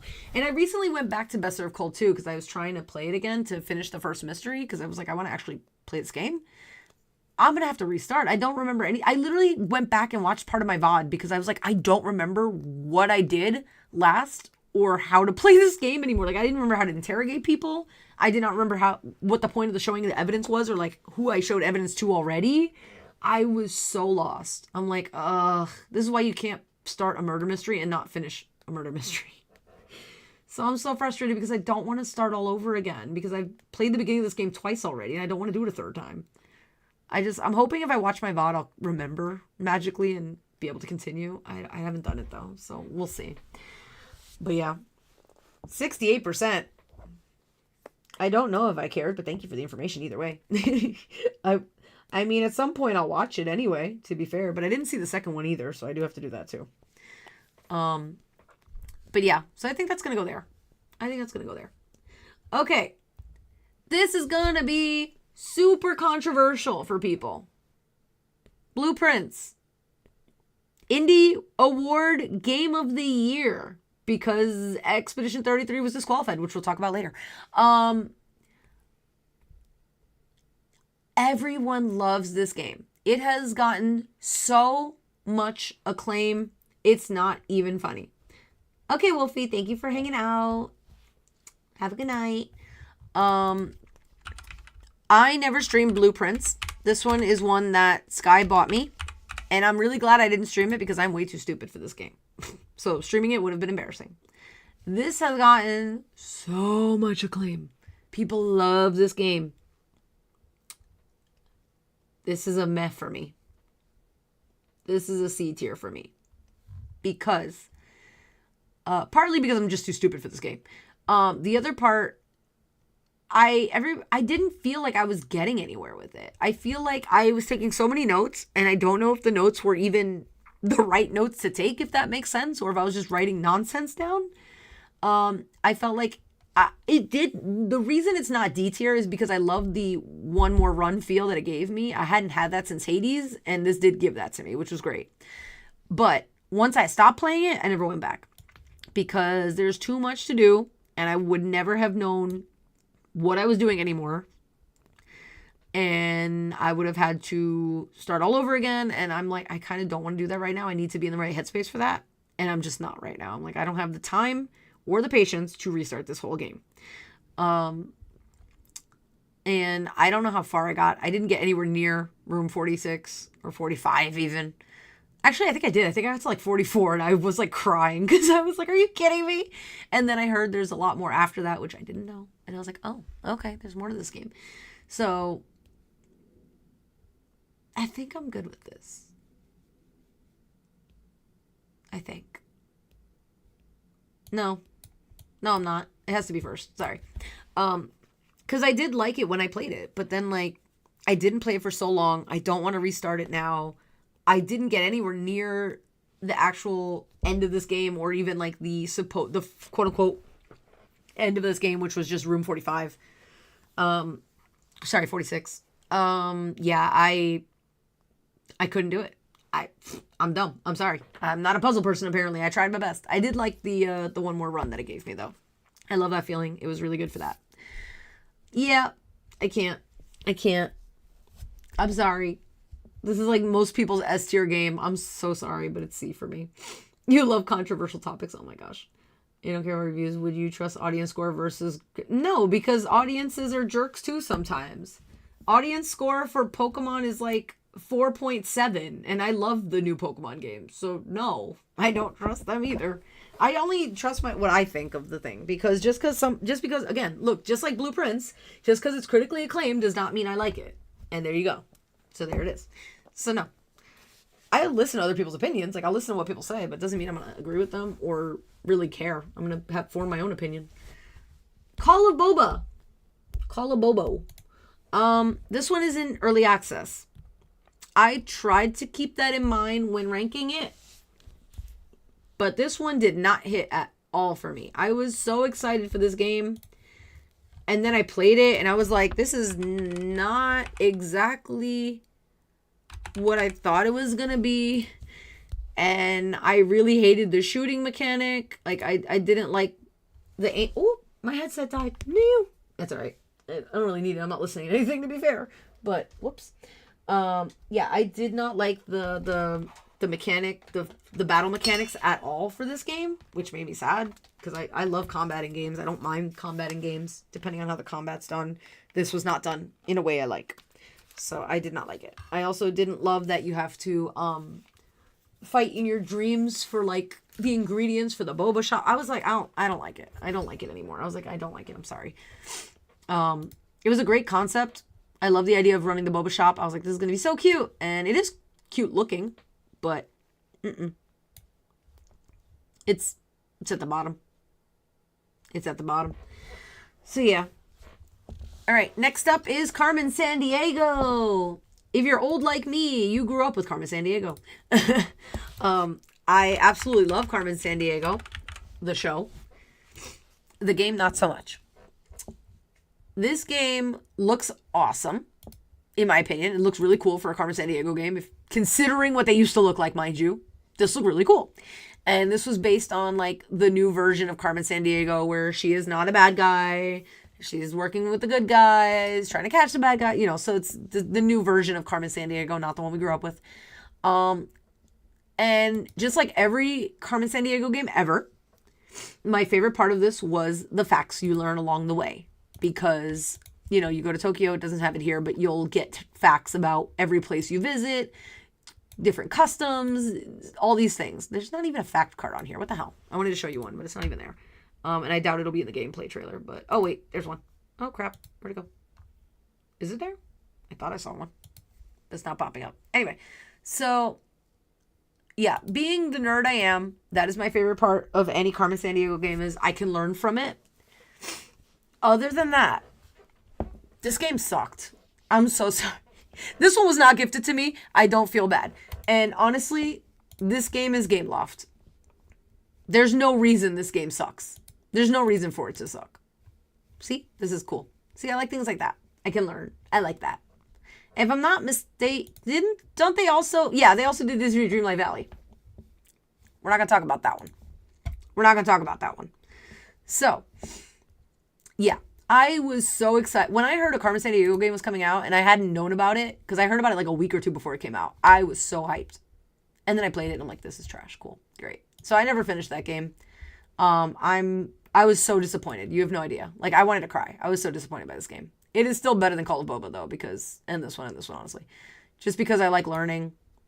The mechanics were easy enough. It wasn't hard. It was fun in that regard. But, the part that... Okay, since I didn't explain. The part that sucks of this game is that you had to wait. You had to, like, level up Carmen a certain level before continuing the game. So, like... And it doesn't, and you don't get enough levels by playing the main story. So you had to go off and do these stupid side quests just to level her up, just to continue the main story. It was, and it's not a short side quest. It's very long. So I'm like, this sucks. I hate doing this. And I don't want it. It's like I'm grinding for levels in the stupidest way and I don't like it. So it was not worth it. I didn't like it. And it's like a $50 game, $50 game. Yeah, no, absolutely not. Moving on. That's what I feel about that one. I'll be so honest when I don't get... when I pay for the game, I'm going to be brutally honest because I paid for it and I'm pissed about it. So I'm going to be brutally honest. I hated that. It probably should be F tier, but it wasn't buggy or unfinished. It just was really badly made. Anyway. Cats and Cups. Cats and Cups. This is another Rogue Duck game. Really cute. You're playing as a cat. You're a barista. You're making little coffees. I definitely had I had some user error with this one. I remember I was like messing up the order of the coffee or something, or like I clicked something and I'm like, wait, why doesn't this work? And I'm like, oh, I had to do that. And I'm like, wrong mechanic, basically. So that was fully me. But I really liked the game. It was adorable. Again, they have very repetitive gameplay loops, which when I'm in the mood for it, I love it. When I'm not, I don't. Luckily, when I played this one for you guys, I was in the mood for that. And I had already tested it just to try to figure out what I was doing. And I still managed to mess up a few times, which is amazing. Not it's a perfect game. Oh my goodness. That's a Luxie joke, Nico. What the heck? All right. And just like every other Rogue Duck game that I love, you buy your upgrades and stuff at the store. You have this cute little town. I like that the town reminds me of like the old carpets from when we were children in the 90s. And like you had little towns with the streets going, although the streets were more detailed than that. They had little lines. But that's what that reminds me of. But yeah, it's really cute, really sweet. Repetitive game loop, which again, if you're in the mood for that, real good no think, kind of, or almost no think. It's a little think. It's not fully no think like the Capybara one is, but it's a good one. So I did like this one a lot. It was really, really cute. How much did I like it though is the question. I liked it more than Slime Heroes, but I don't think I liked it more than Refresh. So I think it's gonna go there. Okay. Who's next? Cato. Cato's Post Office. I'm gonna start with Cato is adorable. Like, look at this little squish. He's adorable. We're not up to Duck Detective yet.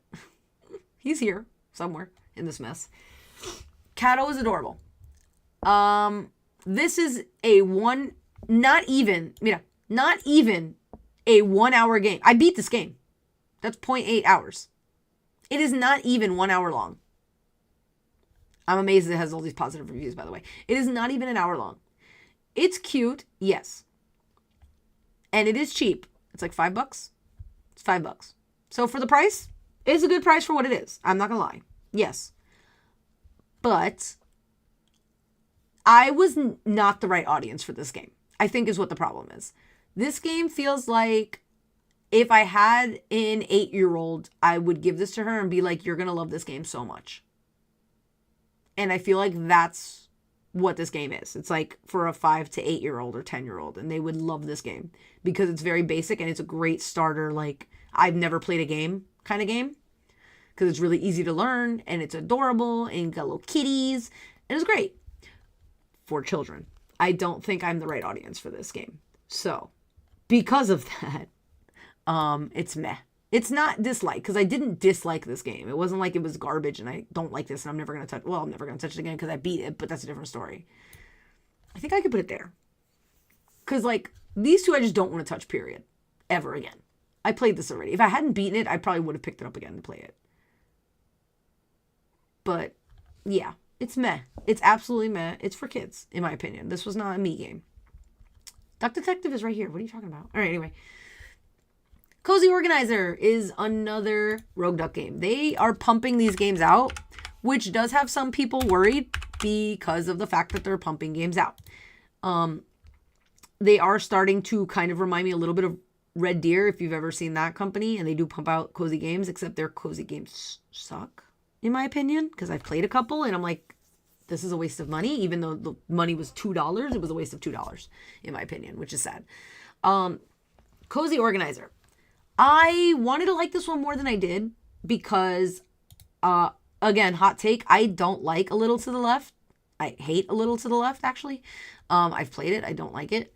And I thought this would be better because I'm like, this is still that organizing thing that I want. Like, I do want to organize things. I think it's fun.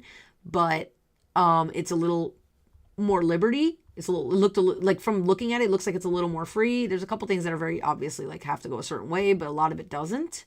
So I thought I would like that one more. But it just, I don't know, something about it didn't hit right. I think I got to a point, I think I was here somewhere, like not this level exactly, but basically in the kitchen where I put something away, but like some of the items I couldn't 100% tell what they were.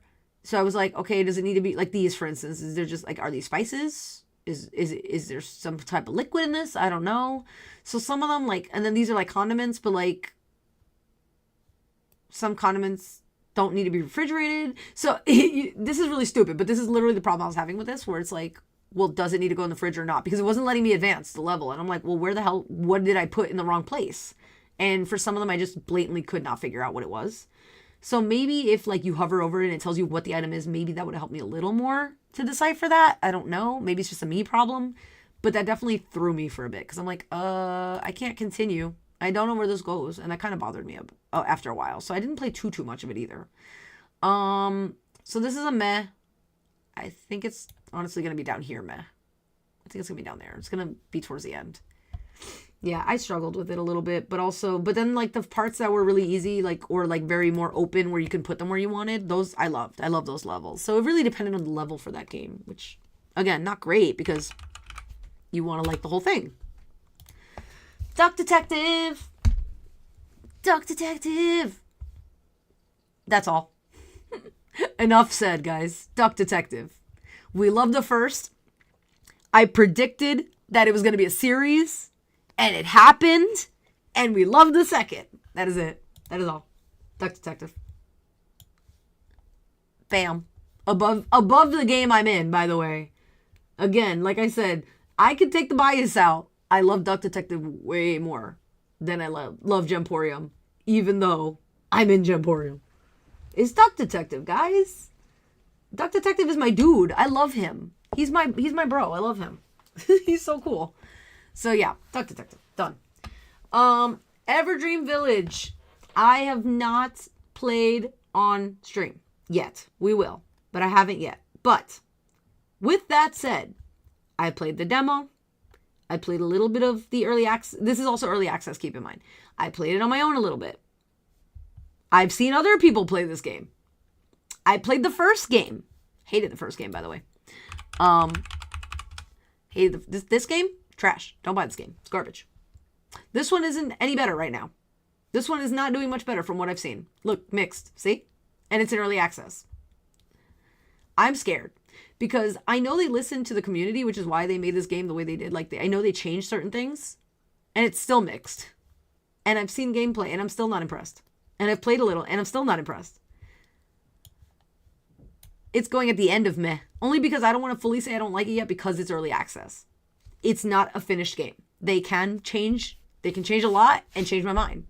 Right now, from what I've seen, meh. I'm still not impressed. I am still in the same freaking place I was before I got this game. And after I played the first game. This is still a meh for me. It just is. I don't know if that's ever going to change, but... And I was literally just watching my friend Ness play it the other day because I was like, I need to know what you think, Locke, because I have a history with this game. Basically, I have a history with this game. Just on my own. Nobody knows about this history but me. Now you know it, but I played the first game and I hated it. And I was like, what the hell is this trash? Like, what is this? I don't like this. And I'm like, I regret wasting my money on this. And I paid for it on Switch, so I can't refund it. And I was like, shit, this sucks. And I refused to buy the second one. I'm like, I'm not buying this. I'm like, if I don't get a key, I'm not playing this. And that's exactly what it is. I got a key because I'm like, I'm not playing this otherwise after the first one. And when I played the demo originally, I was like, okay, I see changes. Okay, maybe we'll be okay. But then I don't see many changes now from the demo. So I'm like it didn't improve. I mean, you know what I mean? Like, it was like, what? So I'm like, wait, this, huh? So I'm just really confused. So I don't know. So meh. Right now, meh. We'll see. Maybe it'll improve, but not right now.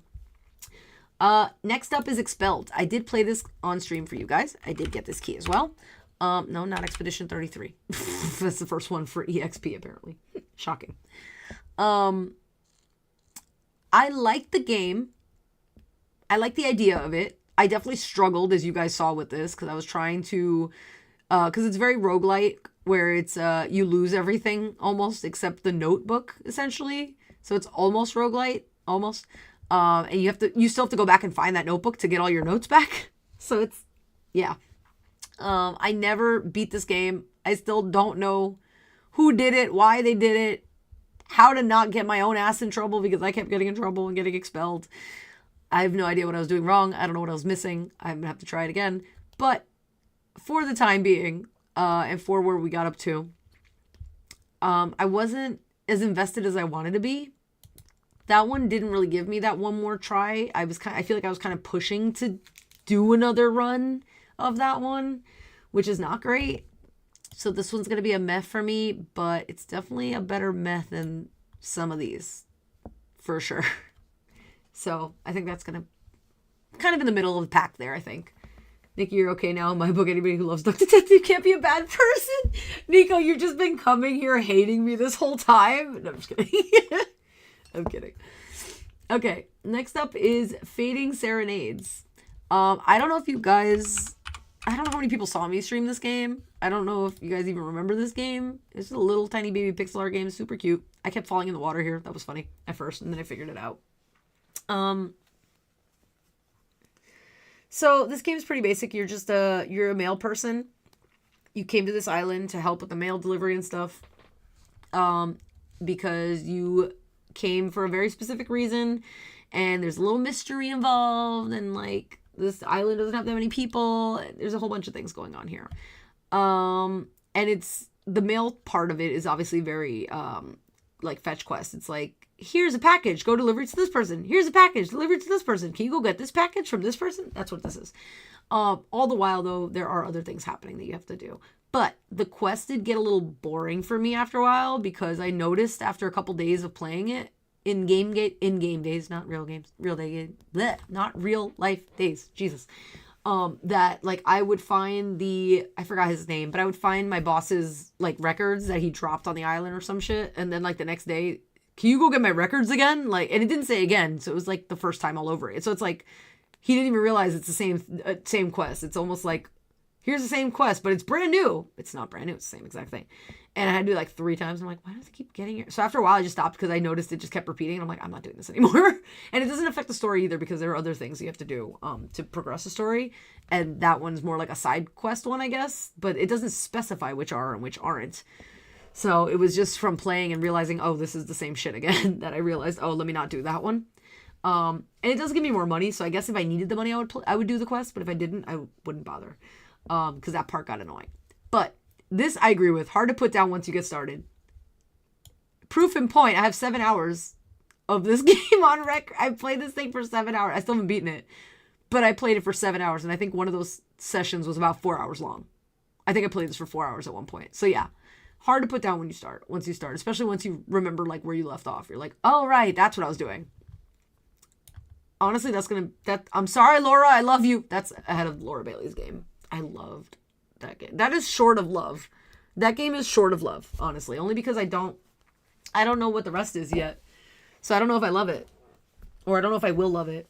I did love it, I feel like, until the quest got repetitive. Then I started not loving it, and I went down a like, I think. I think that's what brought me down a like. It's the only thing that makes sense. Anyway, Firefly Village. Why am I saying it so fast? What am I doing? All right. So if you didn't see me play this one was a little bit of a struggle bus. Starting out. Oh, and I did receive Fading Serenades, by the way, from the developer as well. So thank you. I also received this one after much bothering, and I'm so sorry. I didn't mean to bother them. I just couldn't get a hold of them because they didn't have an email anywhere.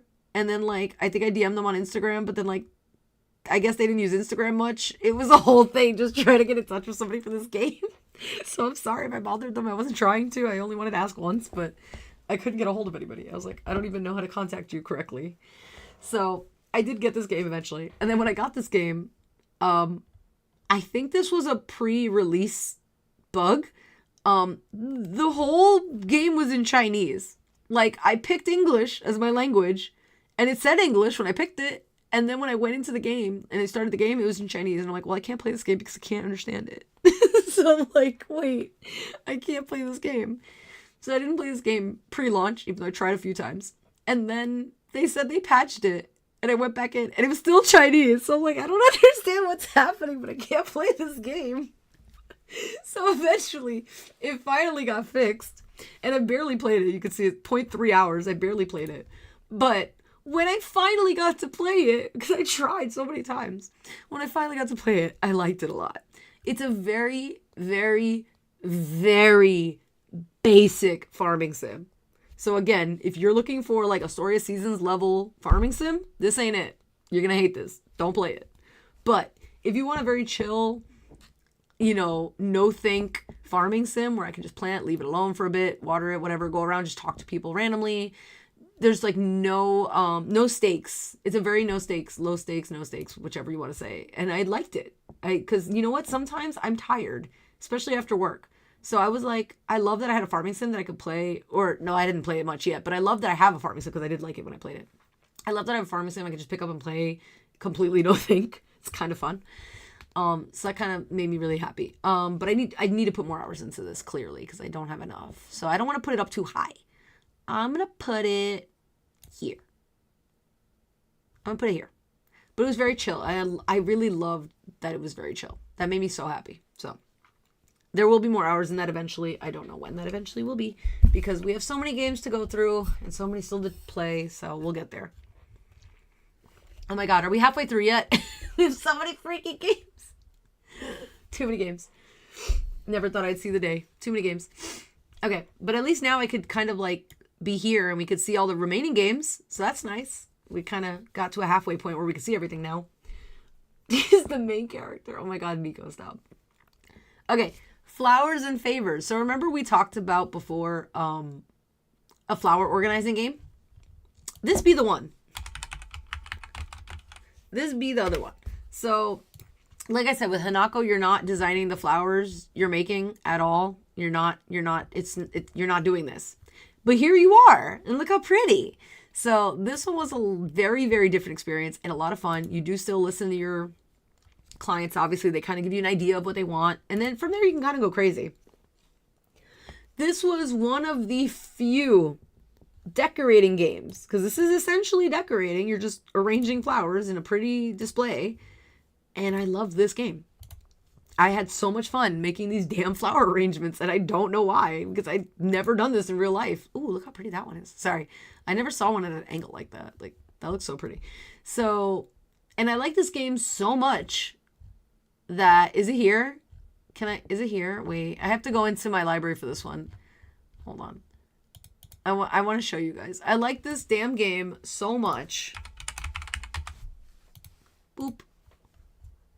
That I took pictures of my creations.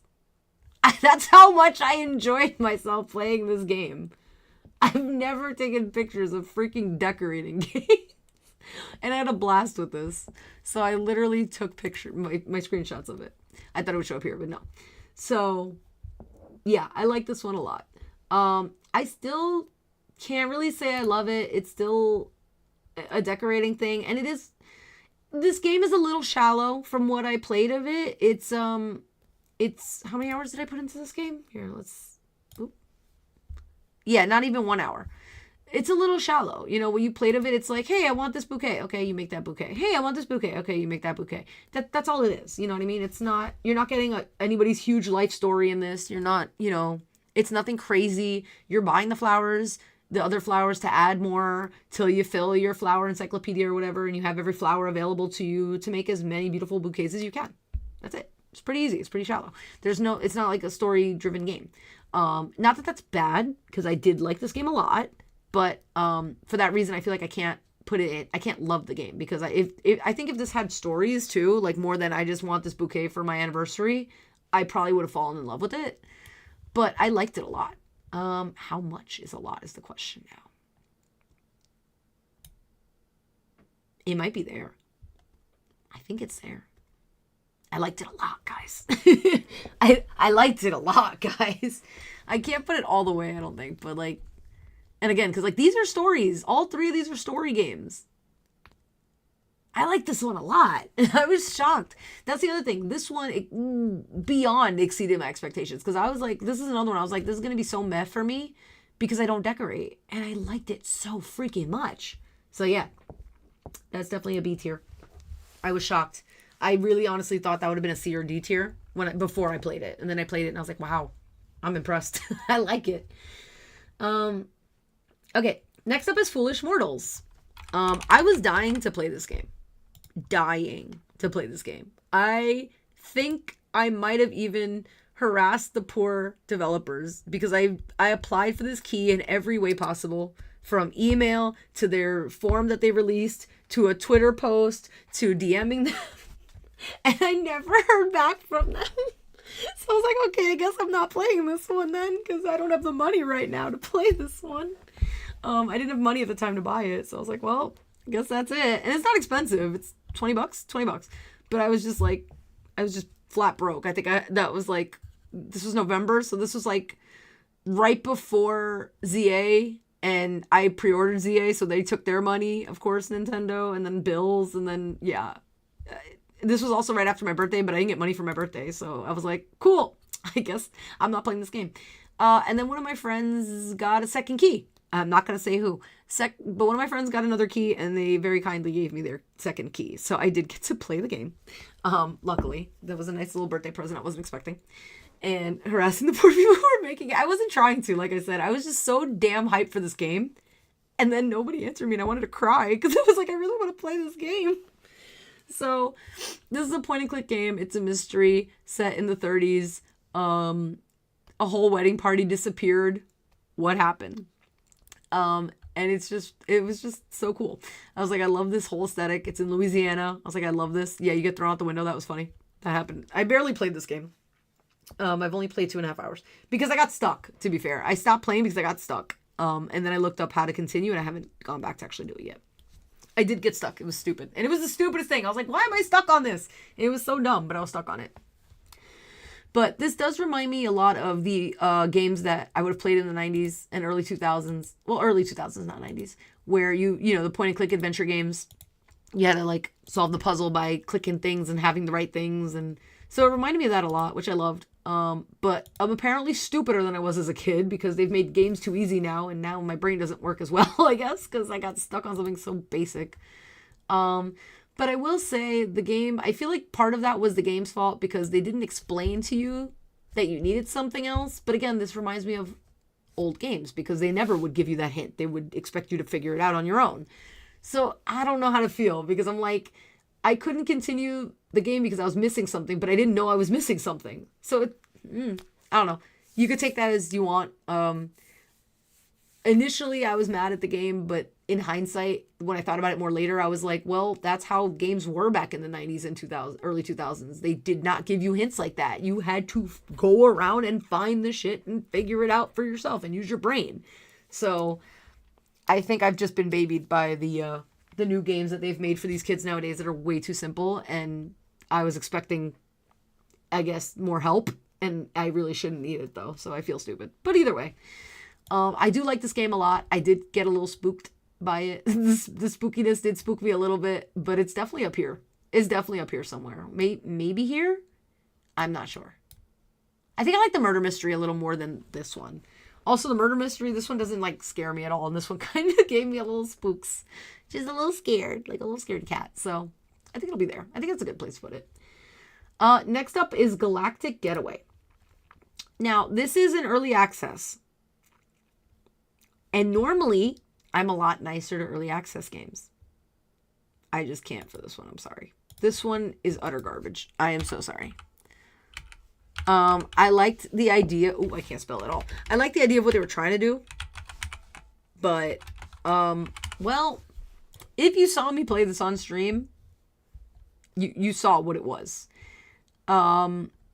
Again, it is early access, so the control's not controlling. Well, it's early access. That kind of makes sense.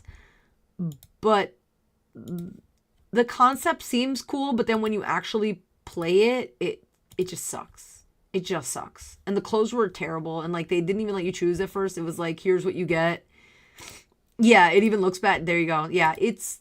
And these are, if I remember correctly, these are the people who made it are the people who were in charge of Nookazon back in the day when we actually used Nookazon for ACNH.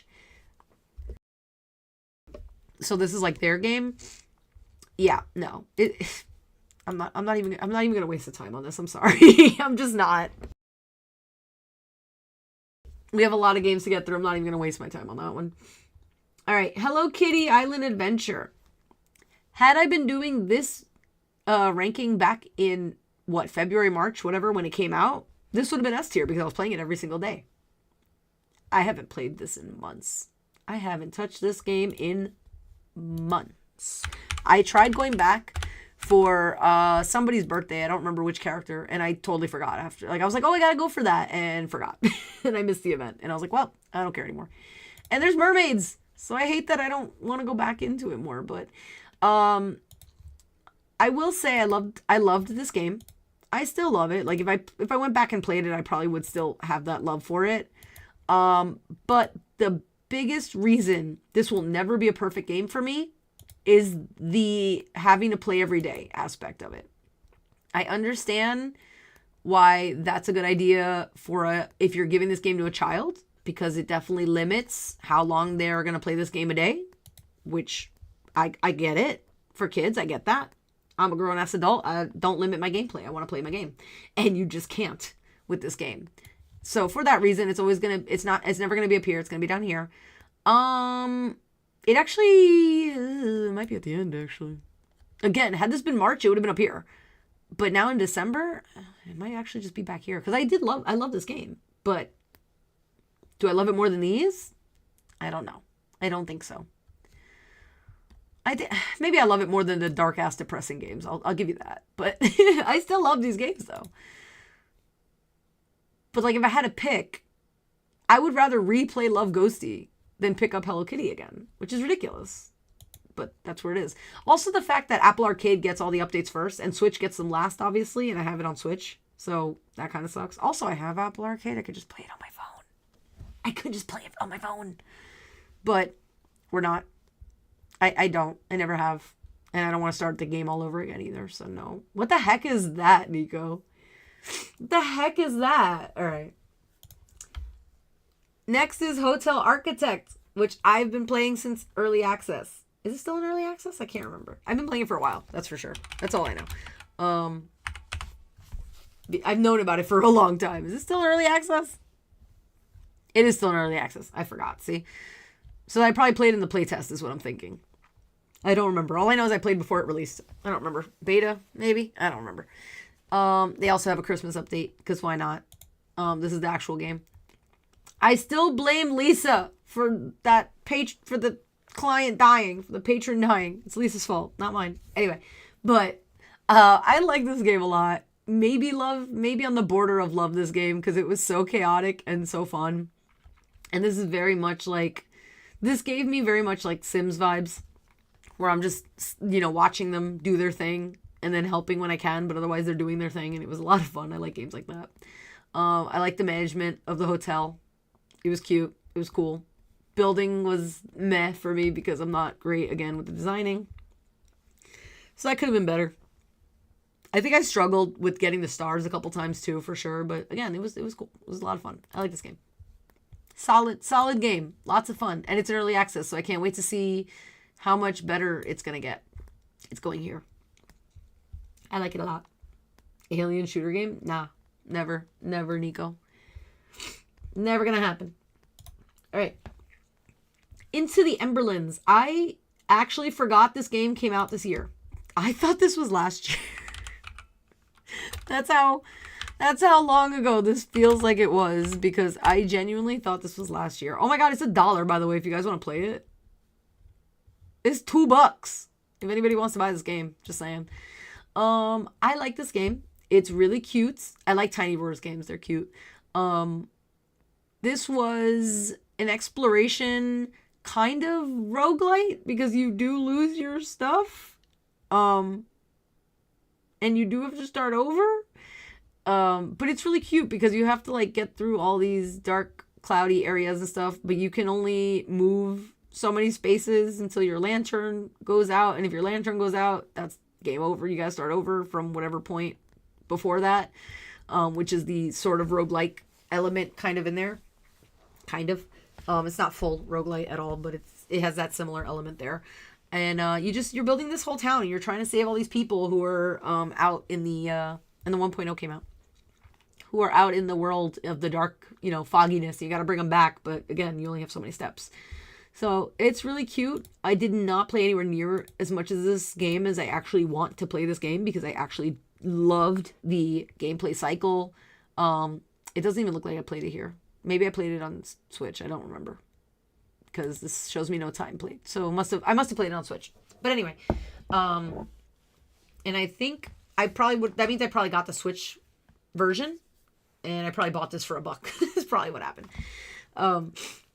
But yeah, so I love the loop, and I love the thought process you kind of had to put into this to make sure you didn't run out of your little lamp there.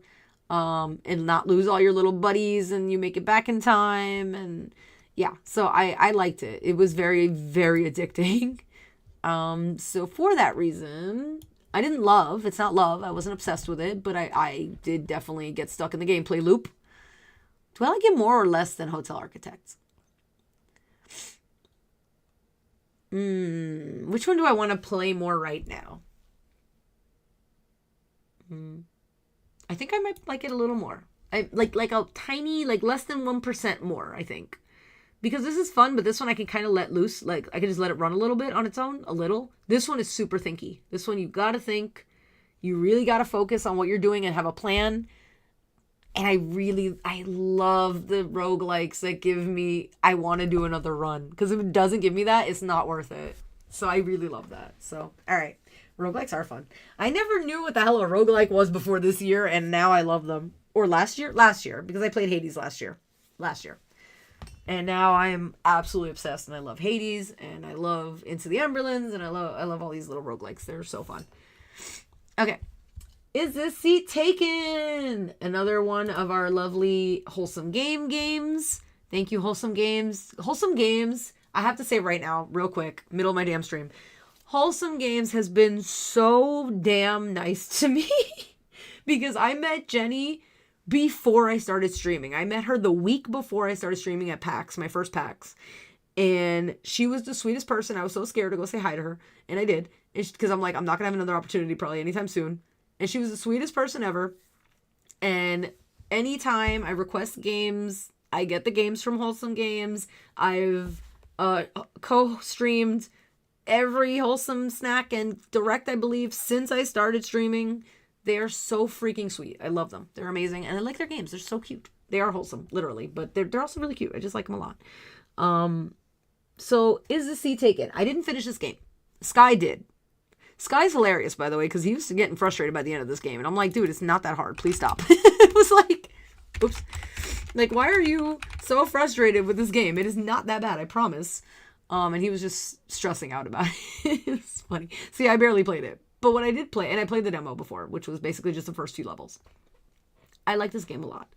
I really loved the puzzle of this game and the challenges that it possessed, that it showed. And even endgame, because I didn't play it. Again, I didn't play the endgame, but Sky did. And I went over and I helped him a couple times because he was getting so mad.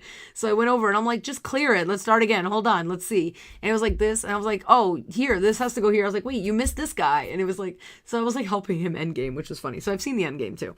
And it just gets more challenging, which is why he was getting annoyed, because it was like, you start here where it was really baby basic at the beginning, and it gets pretty freaking challenging. It does. It's short. It's sweet. It's a head scratcher. It's gonna make you think. It's a good game. I like it. It's a solid game all the way around. I think it's gonna go there in the middle. Nothing. There's not a shit ton that I like more than Love Ghosty. I love the slow ghosts so much with this little ghosty butt. All right, kitchen sink aloha.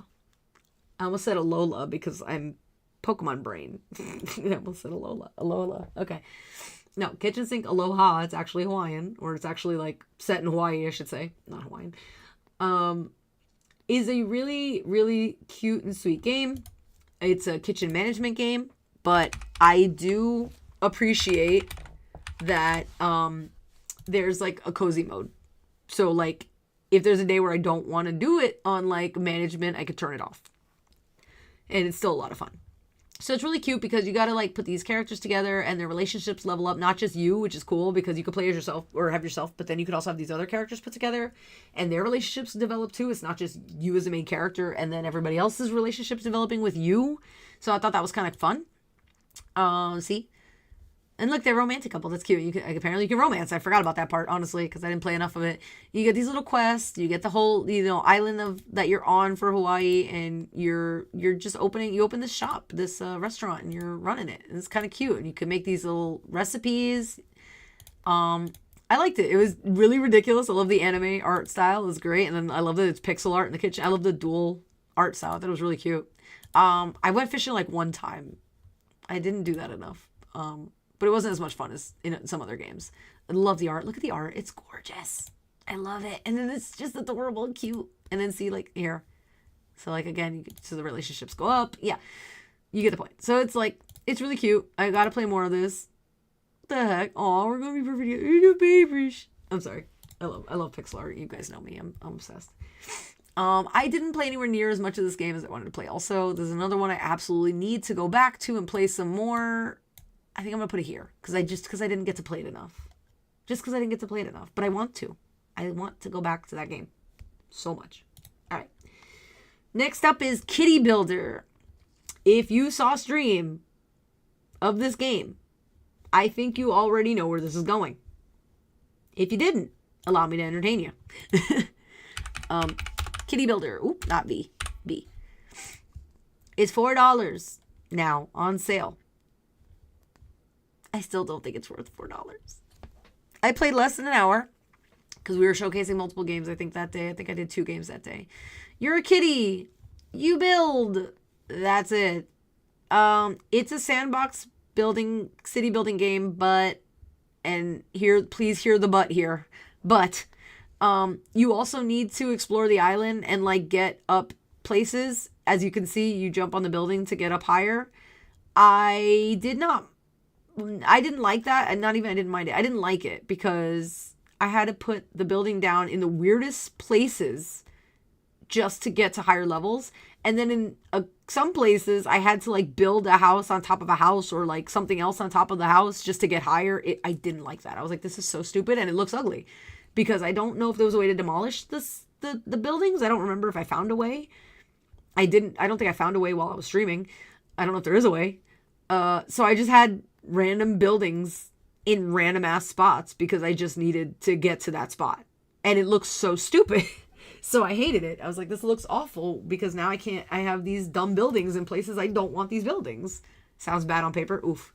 So, no. And honestly, I think it might actually be the last one on this one, honestly. I don't think I don't know if there's anything I disliked more than that one other than the ones I don't like at all. That were just awful. That one might just live there. I'm not sure. It just drove me crazy. The one plus of this game is I found a mermaid. We did find a mermaid. And we did find the cozy cove. The mermaid wasn't a cove. That was the only plus. We found a cat mermaid. I don't remember what I called it. Kitty mermaid? I don't remember what I called it. I called it something in stream. You can go watch. Anyway, moving on to Culebra and the Souls of Limbo, which I beat on stream. I started on stream and then I beat on stream, but I played nothing else of it on stream. We played the first couple hours and then I played the last few hours and that was it. And thank God I played the end of this game with you guys because I was scared shitless playing the end of this game. This was a cozy game, guys, for the whole game until the very end of the game. And then it turned into a basic horror game. It basically turned, I think Sky said it looked like it was like Resident Evil, like an old Resident Evil game or something. Or I think somebody in chat said it. I don't remember. I can't remember, and I don't know horror games, so I couldn't tell you if that actually was the right one. I don't remember now. But I absolutely loved Culebra and the Souls of Limbo, except for the ending. Because I couldn't play the ending. I could not play the ending. Oh wait, this is the soundtrack. Whoops. Let's go to the actual game. There we go. I couldn't play the ending, guys. I mean, I did. We beat it, but shit, man, that was hard, and I'll never play it again now because I can't play the end again. I did 15 and a half hours to beat this game. It was a really good game, though. It's a really good game. There's some deep stories in here I was not expecting. This game made me cry. It made me laugh. This game hit me really hard. I'm not gonna lie. This was one of my top games, I think, this year. The only reason that this game is no longer S tier for me is because it ended as a horror game. And I can't do it. That's the only freaking reason. Because this was like my game of the year for a good chunk of the year. Well, no, because Cabernet. This was my second favorite game for most of the year. And then they decided to end with a horror. And I remember because I even tweeted that because I was like, I hated the end for that because I was like so scared and so upset. And if I hadn't played with you guys, like, making me laugh, I probably would never have beaten that game on my own. And the devs wrote back to me. They're like, we're so sorry. I'm like, I'm sending you my therapy bill. I told them that. Because I was like, what did you do to me? So, but it's really, really good. I think there's DLC coming as well. I really hope there's no horror in the DLC because I'm going to play it. But we'll see. But yeah, so that's definitely top of my A tier. 100%. It can't go here. So yeah. I'm so fun during Halloween. I love Halloween for like the dressing up. I don't go to haunted houses or anything like that. I don't do any of that crap. I don't like that crap. I don't do it. Anyway, moving on to Little Library. This was, without a doubt, the worst of the book games this year, which makes me so sad because it's a library game. This game had so much potential. I play tested this game. This game had so much potential. I love the idea of it. It was so boring. This game was so boring. And I'm sorry. I love, the devs were super nice the whole time. And I wanted to love this game because I'm like, I get to play as a librarian. And I am a librarian. I'm like, this is amazing. And I just, no. I just know. I don't even have the game officially on Steam, apparently. I have it as a, I have it on my computer, but I guess they gave it to me like pre-launch technically. So I don't have it as a Steam game. I just have it as a like application in my files. Whatever. So it's not officially on here, but I do own this game. I don't know if it still works, to be fair. This was back when it, before it came out and when it first came out. So I don't know if it still works. I'd have to try it. But I have no interest in going back to this game. I assume I also wouldn't get updates, to be fair, on that version, but whatever.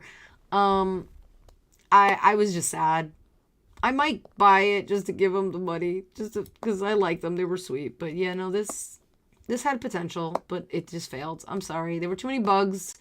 There were, well, not even bugs, but there were too many problems of like, I couldn't figure something out. Like it said you had to clean the bookshelf, but then when I would go to the book, like, it's dirty. You go to the bookshelf and then it wouldn't let me clean. So I'm like, then what's wrong? Like, why won't it work then? So that was frustrating. There were things that frustrated me. And like the fact that I think the whole gameplay mechanic is like, you can recommend them books, but it doesn't do it anywhere near as well as like Tiny Bookshop does.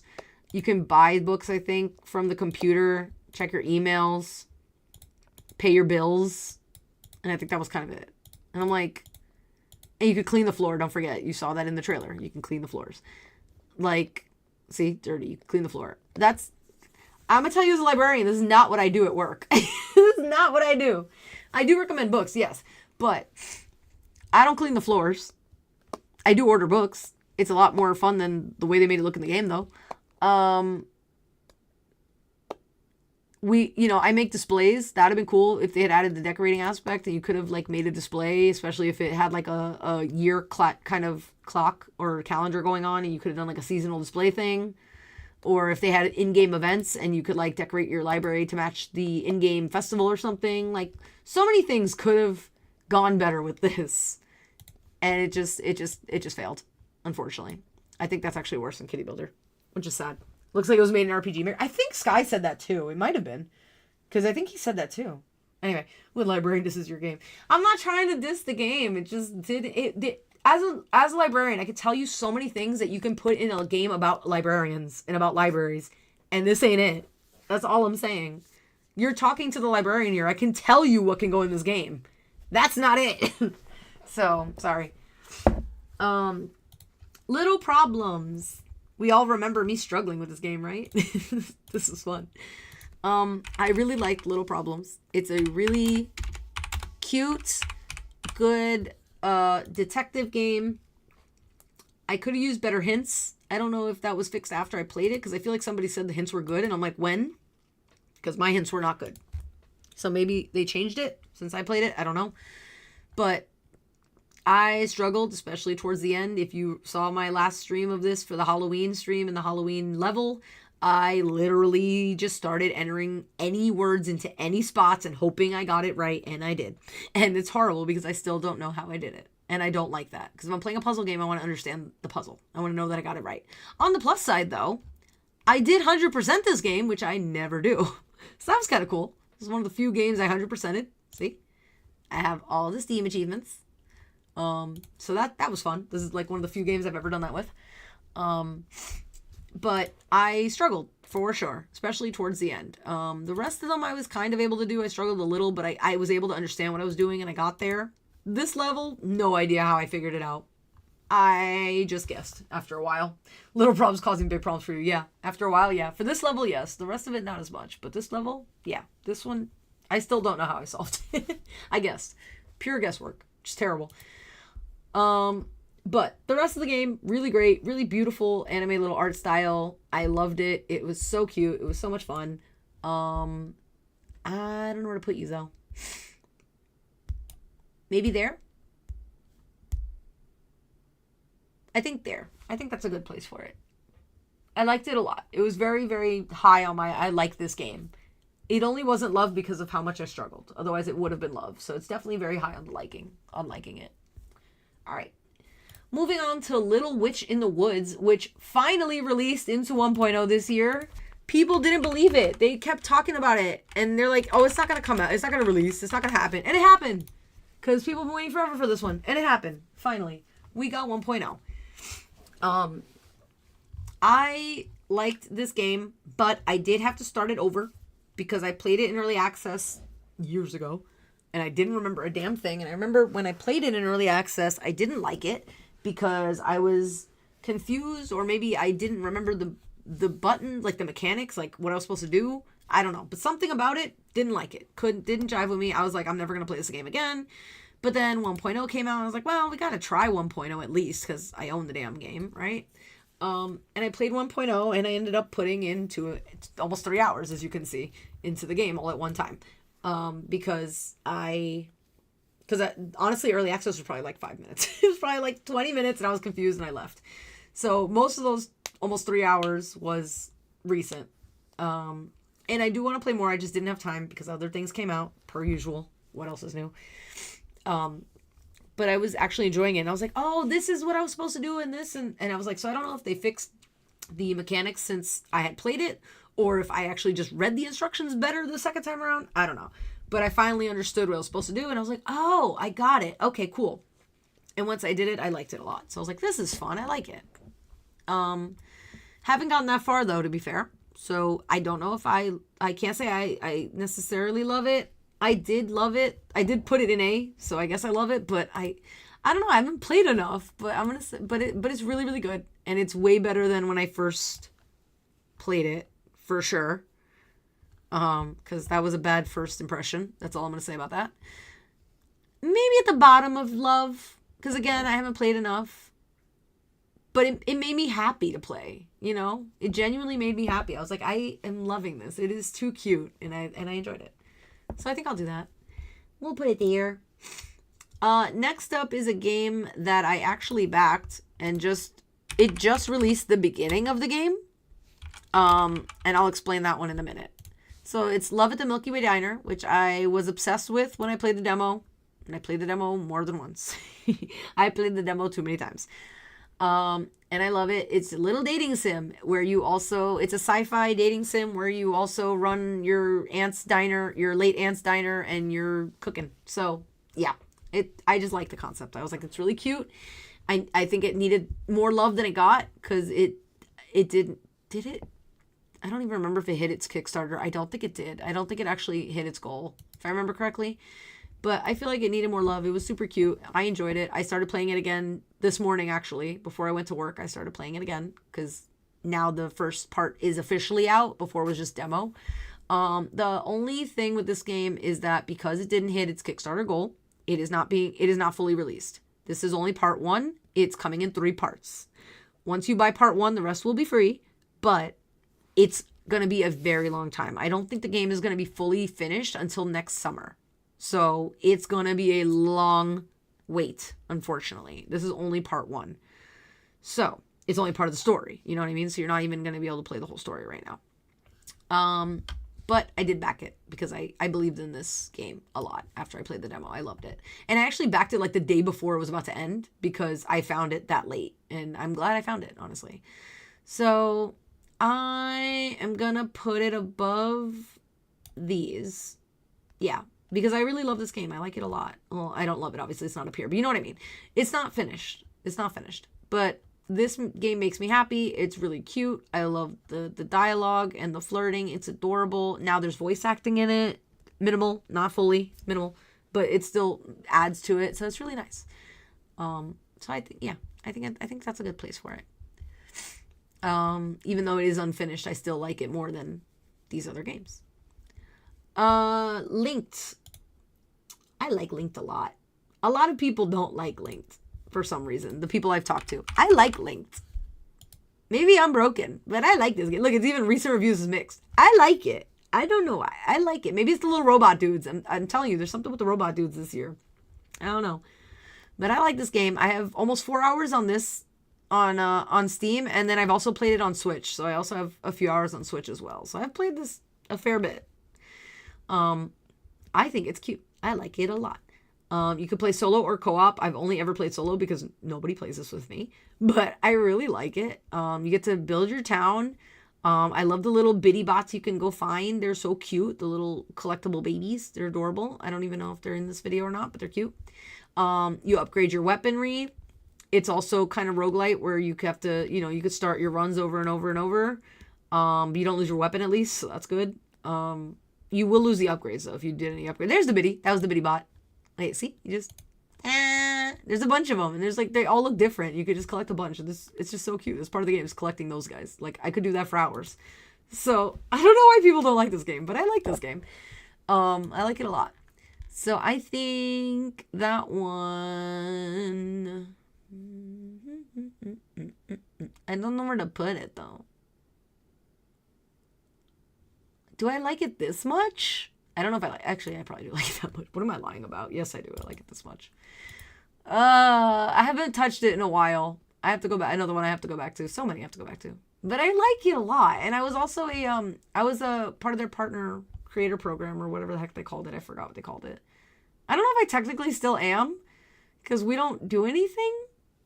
Like, I haven't seen any emails or any updates or anything. But I still have the little badge. And it's cute. It's on my Twitch. It's on my my profile somewhere. So I like it. I think it's cute. And I got a little pin. And I met them at PAX. And I got some pin. I got a pin or two. I don't remember. I think me and Sky both got a pin. So I got both of them technically. But I like it. I think it's cute. Okay. Monster Care Simulator. This is now in full release. But I only played it in early access. I have not played it since 1.0 came out. It came out real fast. It came out this year. Monster... What the hell did I say? Care. Not Hunter. Not Monster Hunter. Monster Care Simulator. So it's now 1.0. So if you buy it, you got the whole game now. And they got updates. They even got a winter update. 1.1. A couple days ago. I haven't played it. I don't know what it looks like. I've only played an hour and a half, which I played with you guys on stream. It was early access back then. So it didn't have all the parts. But, so I'm only judging the early access, mind you. I'm not judging 1.0 because I don't know what it looks like. From early access, though, I liked it. It was cute. It had a lot of little mechanics in it that were easy to understand and play. They were adorable little monsters. I thought it was really cute, the little creatures they came up with. This guy is one of my favorites. I love his little frying pan. It's adorable. I hated that they fought each other because I was like, can you please not do that? And I couldn't separate them, and that was kind of hilarious. Every so often, I just couldn't separate them. I realize I have been forgetting to tell you if I got it or not, so I'm sorry. I like this guy. He's cute. This one I believe I bought myself. I did like it. It was very cute. This guy was adorable. They're just so cute. I love it. It's just too cute. It's so cute. But like I said, I didn't play full, so I'm gonna put it here. It's hard to judge when I haven't played these in so long, because I'm trying to remember back. Like, do I really like this more than these? I don't know. It's been a long time since I played any of these. I think I probably like that one. I think that one's there is fair. I think that's fair. All right. We have so many in the B tier. Oh my God. All right, getting away from B for a minute, because everything has been B lately. All right, we have Mudbourne. This game, people like. You can see that these people like this game. Where do you find like half of these games? Directs. Anyway. This game people liked. This game was a little too much for me. I don't even know how to explain it, to be honest. I remember the stream we played, because I only played it on stream, 1.3 hours. It was just too much information thrown at you all at once, I feel like. I couldn't even get past that tutorial. It was just so much information on how to do this, that, and the third, all in this big bulk of text in the first, 5 minutes. I'm like, what? And I remember that day I was particularly tired, too, and I don't remember why, but I was so sleepy. So my brain was not processing half of the instructions. So, no. So I could not do this game. I never even wanted to go back to it because I was so put off by the tutorial and not understanding and being tired and just not wanting any part of this. So I can't say it's worse than these two because I really didn't play much of it. But yeah, it's going to go in here somewhere. I don't even know. Maybe it is down here. I don't even know. Because at least I played these more and I know what was happening. But I can't on the game itself probably isn't as bad as these. That's the only reason it's up here. But for me, I was like, I don't want this. I'm like, I'm done with this. I'm sorry. I can't do it. Okay. Next is My Card is Better Than Your Card, which we just did recently. It's in early access still. So again, trying to keep that in mind when I'm ranking these. I'm trying, but some of them are just too already I see no hope. But for the most part, I try to keep that in mind that it is early access. I was gifted this one. They are very nice. They email me every time there's an update now, so I knew about the donkeys and whatever the hell it was called, detectives. Yeah, donkey and detective update that came out.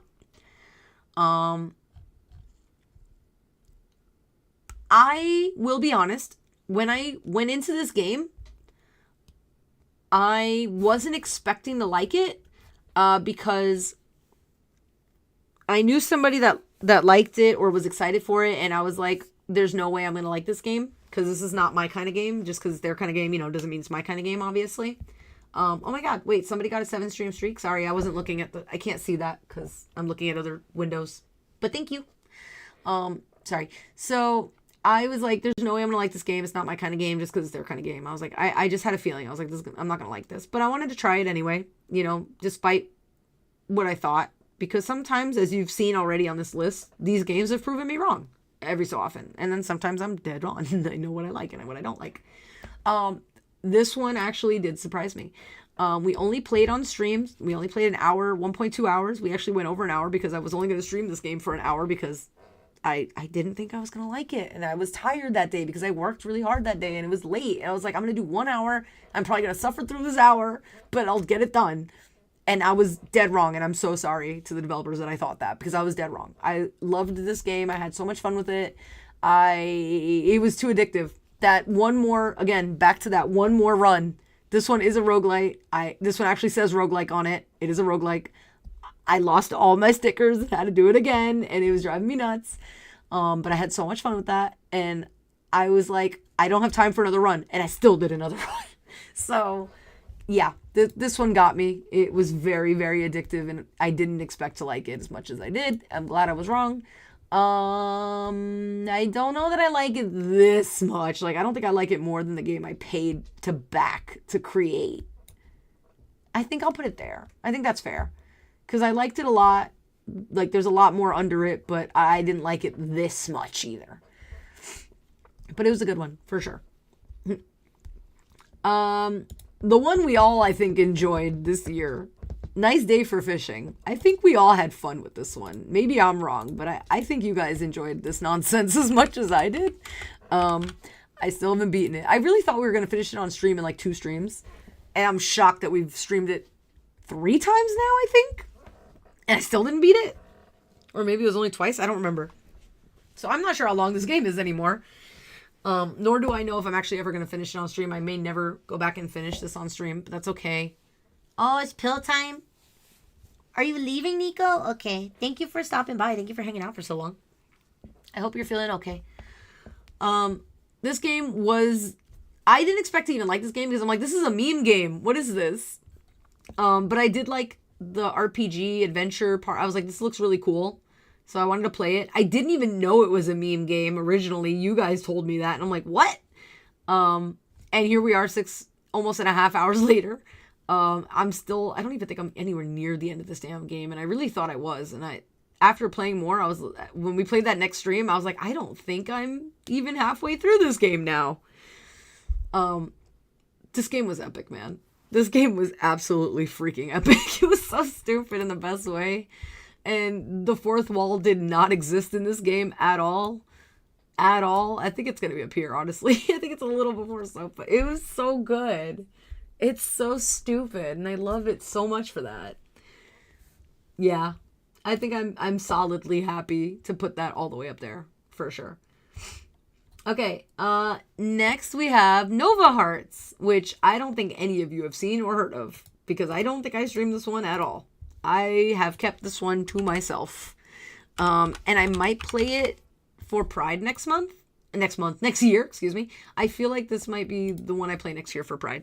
Like we did, Stray Gods. This might be next year's one. Cause it's very LGBTQ friendly. There's dating in it. It's a turn-based style fighting, or turn-based combat, which I love. It's a visual novel. It's superhero-y. I like the art style. I liked a lot of this game. For the record, I just received this game on Steam, which is why this is so low. I was playing it on Switch. I was playing this on Switch because I paid for it on Switch way before I got it on Steam, because I never heard from them. So I was like, okay, well, I want to play this game. So I bought it. I've been playing it on Switch, and then I got it on Steam, and now we have it on there. So that has very little hours. So don't pay attention to that. That's wrong. I've put not way more hours, but way more hours. Probably like 5 or 6. Probably. Way more than 3. So anyway, I like this game a lot. It's really cute. I like the flirting. I always love when I can flirt in these games. It's cute. It's fun. So I think I like this game. I didn't love it yet. I haven't played enough to love it yet. I do like it a lot. So I think it's going to be high on my like. I think it might be here. All my dating games are just here, apparently. Except for the dating game, which we haven't gotten to yet, but we'll get there. I think I liked it almost as much as Love in the Milk, although it's hard to judge because Love in the Milk at the Milky Way Diner isn't done yet. That's the thing. It's not done. I'm a little biased because I backed it, but it's not because it's not done yet. So I probably would like Nova Hearts more, but I haven't played enough of either, technically either. So, well, this one because it doesn't exist, and this one because I just haven't played enough. But I'm more inclined to like go back to this one than like some of these other ones. So I actually want to beat this game. So that there you go. That's another thing. I want to beat that game, which some of these I don't want to beat them. I don't really care if I do or not. Okay, next is Pokemon, which we've been playing for weeks. Weeks. All right, I'm done. I can't even show you that one on Steam anyway, but you know what Pokemon looks like. We've been playing Pokemon for weeks. Since it came out, I've been playing the DLC nonstop. I even stopped playing Octopath for a bit because I just wanted to play more DLC. It's just first, guys. It's first. I'm sorry. It's there. I'm not explaining myself. I'm here with you today because of Pokemon. I wouldn't be a streamer. I wouldn't be a gamer if not for Pokemon. That's where it sits. Moving on. Poltergeist was so wacky and so much fun. And I don't know if you guys were here or not for it. But I played Poltergeist with my mods and with Sky. And we had the best freaking time with it. Because it was just stupid and fun. And it's a party game. It is a party game where you're sabotaging your friends. You play as a ghost and you're trying to evade this big ghost. That's the game. It's a party game. I never ever really play party games on this channel because for the most part I you know, I've told you guys my story. I'm an only child. I grew up playing single player games. I don't play multiplayer games. I don't play party games. Not something I play. But the developers were nice, reached out to me about this. I was like, this looks really adorable. I asked my friends, hey, do you guys want to play with me? Because they're going to give me extra keys. And they're like, yeah, sure, I'll play it. And that's how we got here. So we played 2.5 hours on stream. It was a good time. I sucked and lost many rounds. And won by a fluke because I ended up in the attic, which was hilarious. You guys got to go watch the VOD. I can't even explain it. It was stupid and it was great. A lot of fun. So I had a lot of fun with my friends playing this one. Where do I put it though? Because this is not a game I can play on my own. So for me, that automatically makes it go really far down. Because it is a lot of fun, but I can no longer play it unless I have my friends to play it with me. I feel like it goes all the way down here, honestly. I feel like it just goes down here somewhere. And it's not because it's a bad game. It's a great game when you have people to play with. Otherwise, it just sits there. So, yeah. I think that's fine. Next is Preserve, which is a beautiful game, by the way. I really like looking at this game. It's very pretty. Oh, they got DLC. Look at that. There's DLC. I don't know if there's DLC on the Switch or not, because that's where I have this game, not on here. I would have to go look. But anyway, not the DLC. Let's look at the regular game. This is the regular game. It's really pretty to look at. It is, if you've ever seen or played Dwarf Romantic, it's kind of like that, where you're putting these hexagonal tiles together. It's a puzzle game. You're trying to create a balanced ecosystem. It's a very sweet concept, very cute. I liked it, but I definitely had problems with it. I struggled, I think, with some of the puzzle aspects for sure. But aside from that, my biggest takeaway from this game that bothered me, I think, was the fact that there are no sound effects in this game. Like, when you put something down, it would give you a sound. So, like, if you put an animal down, it would, like, make the animal sound. And that was it. And I'm like, I just built a whole biome. I should be hearing sounds all the time. And there are no sounds. And that kind of bothered me because I feel like it should just be in like a background thing. You know what I mean? So that really bugged me a lot. It took me out of it a lot. And then, you know, I struggle with puzzles sometimes, but otherwise it's a beautiful game. It's relaxing if that's your kind of thing, especially if you like the puzzles or you like the Dwarf Romantic. This is a good one to try for sure. For me, it's going to be meh. But I think it's a higher meh because it's a higher meh. That sounds so weird, but because I definitely liked it than some of these other games. And it is really beautiful to look at. And it is pretty well made. Like, it's not like I had bugs that I was running into or problems that weren't just player error problems. You know, this was all me. It's a solid game. It's just not one that I was like, that I loved. So, you know, I think that's fine. Okay. More puzzle games. I'm so good at these guys, but I played so many this year. And I'm so bad at them. Oh, I wish that was out. That's not out. It's not even what I was looking for. Anyway, Reviver is this sweet narrative puzzle game. It follows these two people, this man and this woman, in their life, how their lives intersect and what happens. And then, like, as you solve the puzzles, their lives change, and you can change the past and the future, and like things change as you do the puzzles and everything. Hopefully to a good ending. I don't know what the ending was. I didn't get that far. I played almost 3 hours of this game. I definitely got stuck on some of the puzzles. I know I stopped playing because of stream, because I ended stream, but I think I also might have been stuck on a puzzle when I ended stream. I don't remember anymore. It's been too long. If you like puzzle games, go ahead, go for it. I do like the art style. I think it's really pretty to look at. And I liked the story a lot. Like, when I did actually succeed in a puzzle and continue the story, I was like, oh my god, and I wanted, like, know more and stuff, but then I'd get stuck on a puzzle again. And I'd get frustrated. And sometimes I just don't want to do the puzzle. Oh, and the hints sucked. I'm remembering this now. The hints sucked. This was January, guys, so I'm taxing my memory a little bit here. The hint system in this sucked. So, I'm bad at puzzles, and then the hints suck. So, there was no hope for me in this game. So unfortunately for me, because of that, it's meh. It's not this low of a meh, but it's, I don't know where to put it. I think it's gonna be there. I think it's going to be there. I still like it more than those last 3, but meh. Yeah, no. I think that's going to be it. Okay. Ritual of Raven. My lovely, wonderful friends at Spell Garden Games. I love Spell Garden Games, if you didn't know, because I love Sticky Business. So when there was another game, they were making another game, I was like, I need to play this. I need it in my life. I played 3.5 hours on here, or 3.5 hours period. Here's the thing. My one bad thing with this game is that while it is Steam Deck verified, if I'm correct, let me double check that. No, it's playable. Sorry, it's not Steam Deck verified. Correction, it's playable. You can play with controller. It says full controller support. This is not a controller game, my dudes. It's not. This is not a controller game. And here's why. Let's see if I can find it. Here's why. Literally, here's why. The way that you farm in this game is with Arcana. And it's with these cards. Putting these cards down with controller. And if you mess up, having to remove the cards or move the cards even. Not even remove, but if you just want to move it to a different spot. With controller is a pain in the ass. It's very annoying. You can do it, yes, and it's optimized to the point where like it works, yes.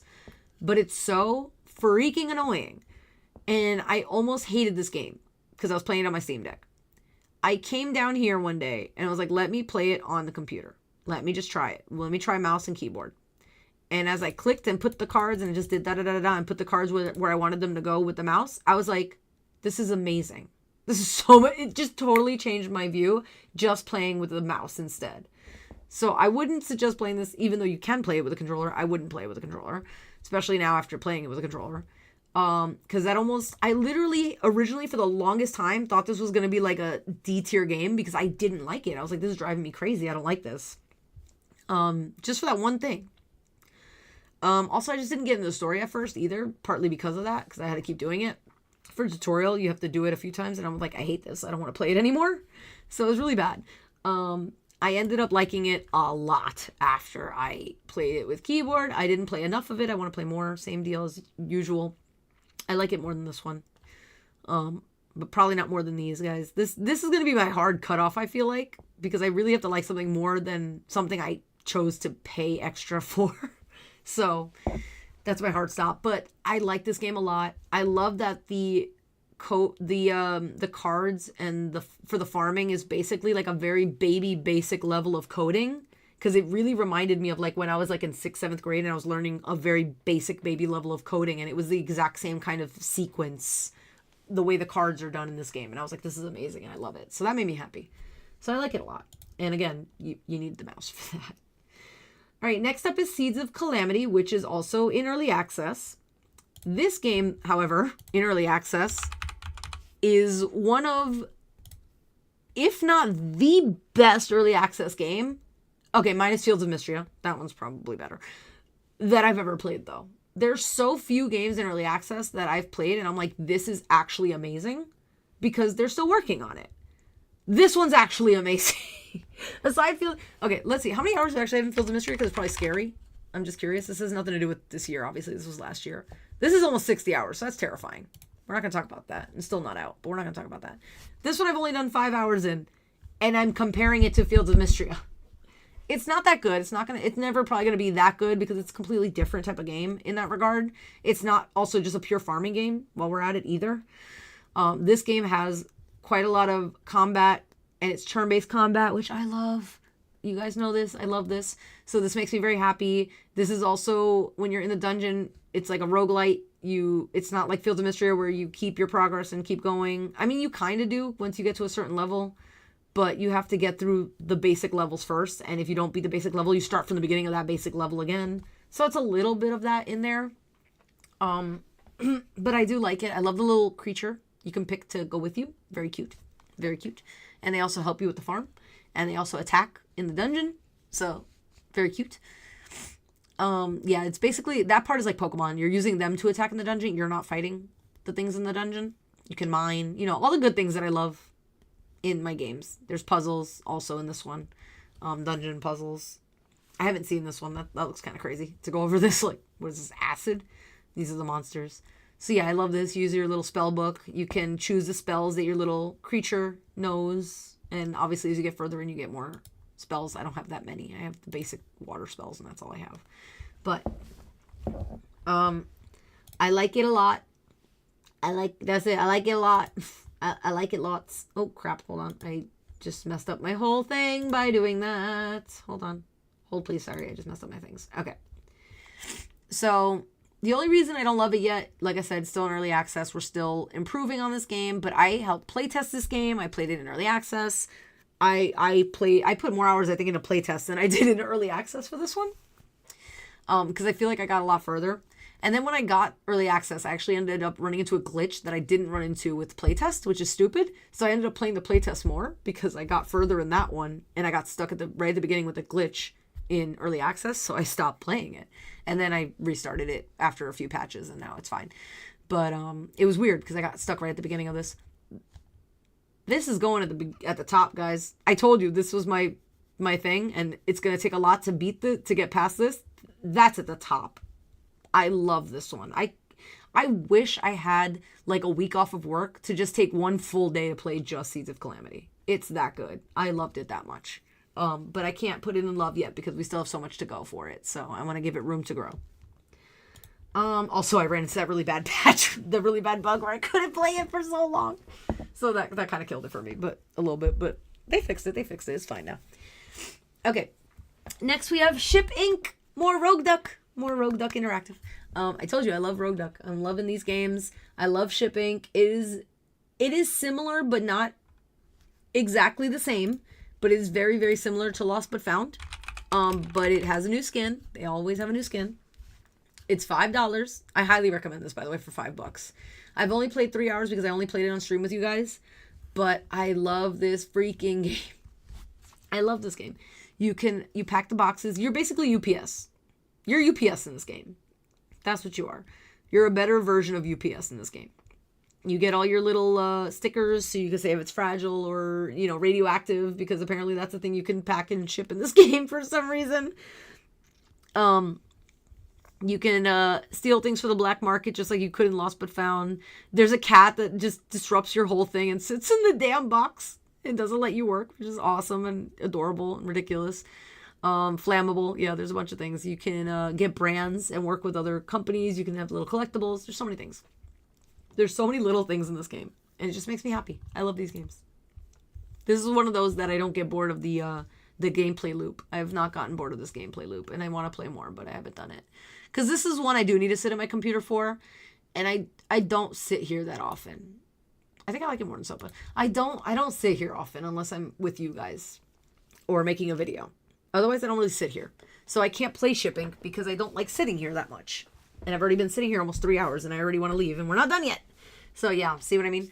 So it's hard for me to play the games that are like PC only really. Because I don't want to sit at my PC half the time. So I miss Ship Inc. But I don't want to sit here to play it right now. So it stays here. It stays in my heart. All right. Next up is Spilled. Which I think came out last year. But the 1.0 and the console releases were this year. Let me verify that real quick. Yeah. I think I played a playtest or a beta because I don't think this had early access. So but I played something because I played this before this year. Because I remember this game last year for some reason. And I did beat it last year officially. I did not technically beat it this year, but I played a little bit. As you can see, the very little 0.4 hours. I played a little bit with you guys to show it to you. It's only like an hour-long game. It's really, really short. And I beat it, like I said, in like playtest or something or in like beta. So I didn't technically beat it after it released. So I do have to go back and just finish it to finish it. But it's very straightforward. You are cleaning up oil spills in this boat. You're recycling things. You're picking everything up that you see. You're saving a couple animals that are in this game. It's very sweet. It's very wholesome. The developer made this game after quitting her job. She lives on a boat. Like, it's just a cool story. It's really cool. The whole thing. Everything from the developer herself to the game is very, very cool. I do love this game. I love its simplicity, but I love its story because it's so impactful. Like this is what's happening in our world. You know, we have bad shit happening in the world. And you got to clean it up and you got to help out. And I like it. I love it. So I think that's pretty solid up here, right in the middle of the pack. I think that's good for that one. But I love that game. It's a great little game. 1 hour. What is it, like $5? It's so cheap. Like, go buy it. It's nothing. $4. It's on sale. Go buy it. It's nothing. It's literally nothing to you. It won't even hurt you. And it's a great little game. All right. Next is Spirit Swap Lo-Fi Beats to match 3-2. This title is so much longer than it needs to be. It is so much longer than it needs to be. Let me close this really quick because it's messing me up here. Spirit. Nope, not City nor Fairer. Those are both really good ones, though. Here it is. Spirit Swap. I wanted to like this game because I grew up, and even as an adult, I played a lot of like Bejeweled, especially like when I used to go to work, like on the train, I would just be playing Bejeweled on my phone, like a lot. So I was like, oh, this is kind of sort of similar to that, with its own take, of course. But I was like, this is similar. I'm gonna love this game. No, because it's a little too dissimilar, if that even makes sense. I don't want a copy of Bejeweled, but like I didn't like the new mechanics they added into this to make it like really different. And it kind of drove me up a wall because you had to match things, I think, only in a straight line or something, or like you could only move the pieces horizontally. I forgot. It's one or the other. I think you can only move the pieces horizontally. I think that's what it was. So it really limits how many you can actually match. And it's just such a pain in the ass, and then things fill up so fast, and I also don't love the art style, I'll be honest. Like, it's not my favorite. Like, I appreciate all the hard work they put into it, but it's not my favorite. I love that it was an LGBTQ plus game, and that was also part of why I was so interested in it, besides the fact that, you know, Bejeweled. And then you had to get, like, these power-up things to try to make a better match, and I struggled with that, and I was like, I just can't. Like, I did not like any part of this game, and I played 2.7 hours of it to try to like it, and I just didn't like this game at all. It actually might be at the end. I really didn't like that game, and I hate that I didn't like it because I wanted to like that one because of how much I liked Bejeweled and things like it, so. But I just didn't. Next up is Spray Paint Simulator, which had its Switch launch earlier this year, because I believe it was already out. Oh no, it also came out in May. Never mind, I'm wrong. But I got it on Switch, but it also came out this year for Steam. I thought it came out earlier, but no. It's what it sounds like. It is a spray paint simulator. I did play the demo, I think, with you guys from Steam originally, and then I got it on Switch. I like it. I like to paint. I like the calm, because it's kind of like the same idea of like Power Wash Sim. You're just doing. I like it. That's it. It's quite simple, but I like it because of that. You know, I like being able to paint the things just like I was able to clean the things, and it's a very basic explanation, but that's what I liked about it. So I like it. I can't say I like it more than some of these other ones. It might be like down here. Like, it's not my fave of all the ones I like, but I like it. I don't know where it goes. I'm trying to figure it out.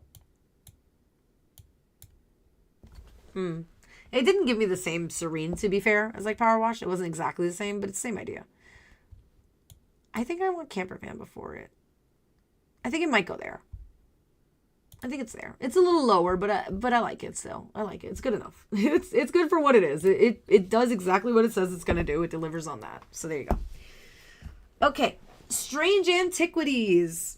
After playing Strange Horticulture with you guys on stream, I, of course, and actually falling in love with it because I originally played it and was confused and didn't like it at all. Another one that I was like very lost on.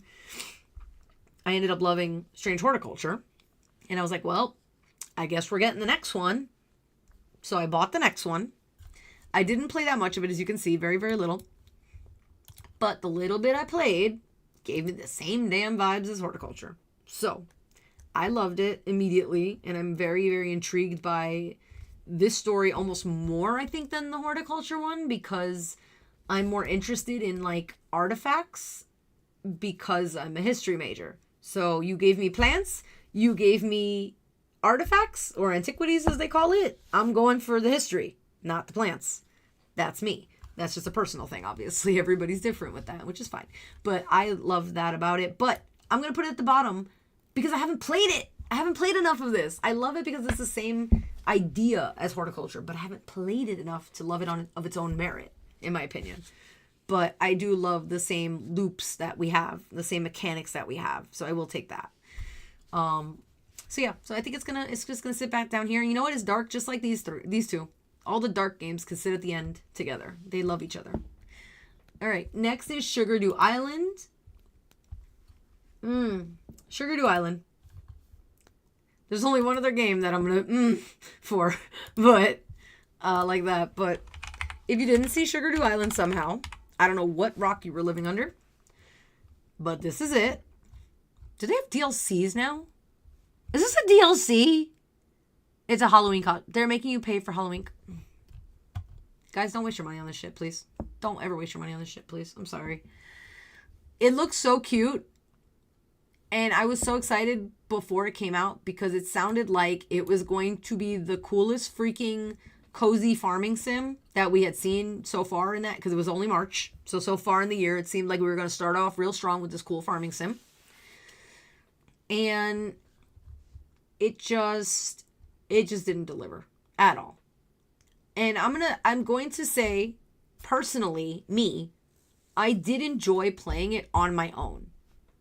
Even though I'm telling you the game is trash, and I am going to tell you it's trash, it was almost like a guilty pleasure game for me, where I knew it was bad, and I was still liking my time playing it, which is so stupid, because I have almost 4 hours on record here. I'll show you that. So this one kind of became a guilty pleasure game where I was like, I know I shouldn't play this garbage, but I'm going to play it anyway. Because I was having fun anyway. But I have plenty of complaints.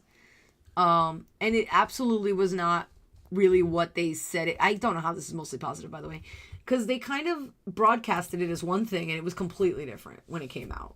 So for that reason, not alone, but for that reason, I'm going to put it in the bottom F tier because it's just trash. I'm sorry. It was trash I enjoyed playing on my own, but I don't recommend anybody buying it. I will say is the best of the trash. Not that that's saying anything, but I'll say it's the best of the trash. If you're going to buy any of these trash ones just to buy them, that's the best one to buy, but they're all trash. All right. Moving on to Symphonia's Switch launch, because again, I don't remember when Symphonia came out, but the Switch launch was this year. Whoopsies. Oh my god, I gotta type the whole thing in. I hate when it doesn't pop up. Yeah, it was the end of last year on Steam. Very end. It's close. It came out on Switch, I think, in like February. It was like shortly after. It wasn't that long after, but it's 25, so it counts. So, this is a platforming game, which I suck at. Just saying. Stardew Island, not Stardew, Sugardew Island, so bland. Even dust has more percent. See, that's my point. And that's why it was more of a guilty pleasure for me at that point. It was like, I don't want people knowing I'm playing this game, but I am. Now you know, but whatever. But you get my point. Yeah, no, it was so bland. It was just so lackluster compared to what they kind of advertised it as. It was bad. Anyway, back to Symphonia. Sorry. Symphonia is a gorgeous game. I'm going to start with that. This game is beautiful to look at, to listen to. Oh my god, it's based in music, for God's sakes. The music is... Wait, can I put the music on real quick? Hold on. Let me go back real quick.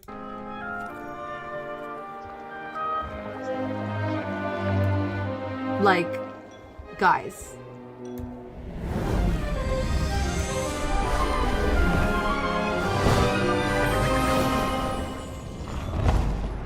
Yeah, the music is gorgeous. This game is beautiful. I suck at platformers. That is all. The only reason this game is not S or A tier is because I suck at platformers. I'm never going to beat this game. You know this, right? Like, there's no way I'm beating this game. but it's gorgeous to look at. It's I could just listen to this damn music all day long. It's incredible. It's so well made. It's so I can't. I could gush about this game forever, but I can't love it because I suck at it.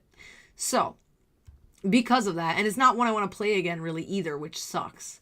So I think it's going to go down about here probably.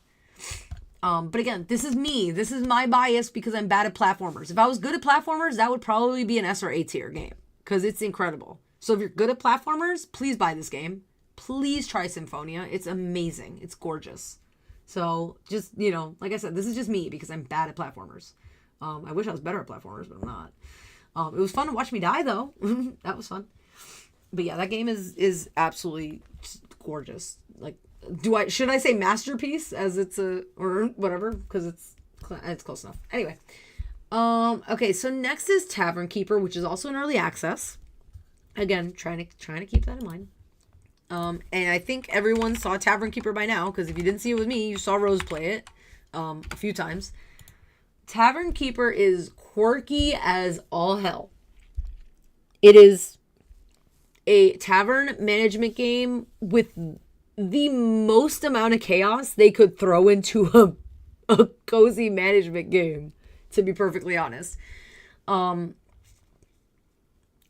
mean, look at this. They just set the tavern on fire. And if you don't take my word for it, this is a lot of positive reviews. That's a lot for a little indie game. That's a lot. So yeah. I only played 1.3 hours because I've only played, again, with you guys here. This is, again, not a game I can really play on my Steam Deck. Not because it won't run. It's unknown, so maybe it won't run. I don't know. I'm sure at some point it might run.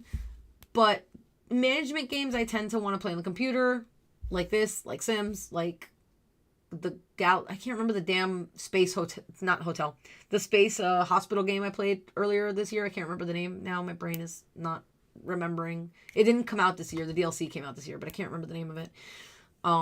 Those types of games, 2 Point Hospital, things like that, I want to play on the computer. I don't want to sit here. So all these games that I love, I can't play because I don't want to sit here. But yeah, this one is so freaking good. I can't say enough good stuff about this game. It's amazing. If you like decorating, this is the best game you're going to find for decorating because you can break it down into the smallest possible details. They really let people go crazy with the decorating in this game. They have design mode, see? And you could do every tiny little detail and add things on in different details. It's wild. They have all this where you can rotate it in any direction you could possibly imagine. It's fantastic. They did a great job with this, and it's still in early access, so I can't wait to see what else we're going to get, because this is amazing already as it is, and this, I can't say it feels like a complete game, because I guess it doesn't, but it's so damn good already. Like, how can you make this game better? So, I don't know. We're going to see. We're going to see. It's definitely up here. I think it's going to be here. I almost want to put it before Ship Inc., but I don't think I can, because I love Ship Inc. so much. That little game has my heart.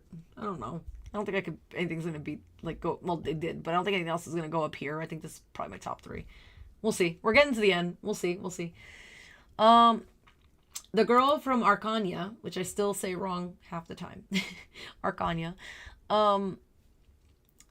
From, if I remember the advertising, they said it was like Zelda-like, almost, like old school Zelda-like. And I never played old school Zelda, so I was kind of like, well, I'll try it. Yeah, see the feel of a 2D Zelda game. Because I love fantasy games, I love RPGs. Why not, right? I thought this would be cool. And I played, I think, like a demo, and I liked the story, the start of it. I was like, this sounds kind of cool. So I did get this key from the dev. Thank you to them as well. Again, I haven't been going through that. Sorry. Tavern Keeper, I'm also a part of their creator program, so I did get that one as well.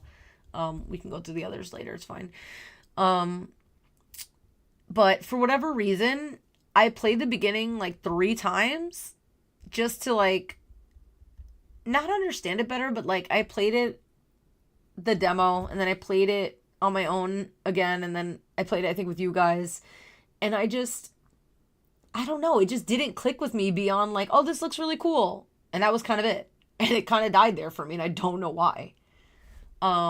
And I'm kind of bummed because I really want to play this game, but like it's not clicking for me. I just don't like it for some reason.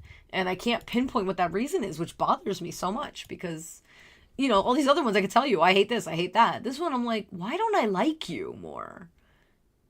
And I don't know. I do feel like it's at the top of the I don't like though. I feel like it's because this one has the most potential for me to possibly like it than these do, I think. And I do want to actually play it again, which most of these I don't. So I think it's going to go there. But it is still D tier, unfortunately. Because it didn't click. And I don't know why. But it didn't. I just couldn't do it. Okay, Tiny Terry... I can't say this one right. Tiny Terry's Turbo Trip. This is a hard one. It's a tongue twister. This one's a big tongue twister. Tiny Terry. Tiny Terry. That's why I have to keep saying it. Tiny Terry. This is the wackiest shit you're ever going to see. Besides Henry Halfhead. That's all I'm saying. Like, look at this guy. Look at this guy. It's wacky. It's so wacky. I don't have it on Steam. I have it on Switch. That's why there's nothing here.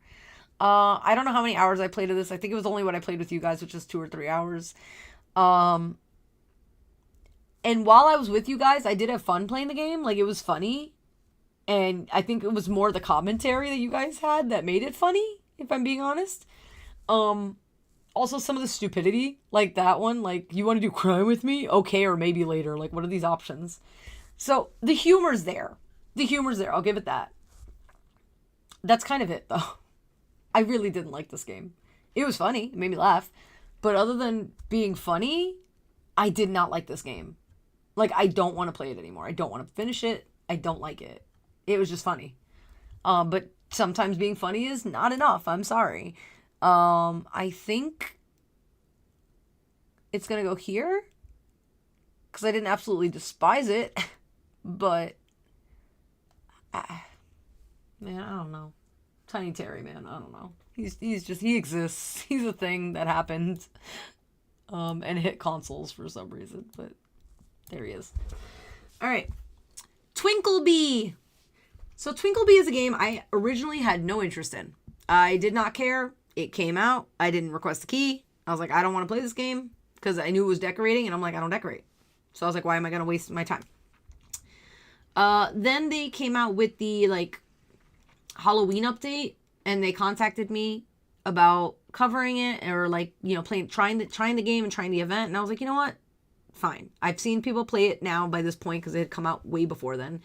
I'd seen people play it. I heard good things. I know a lot of my friends had liked it when they played it. And I was like, all right, we'll try. We'll check it out. See, it was like a month earlier, not a long time. But it felt like a long time, honestly, from when I heard of it. Look at the Christmas update. There's also a Christmas update now, by the way, if you play it now. There's Christmas, which is so cute.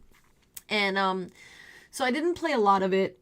And I did play it with you guys on stream. So I only played what I played with you guys. So we didn't get to see a lot of the Halloween event, unfortunately.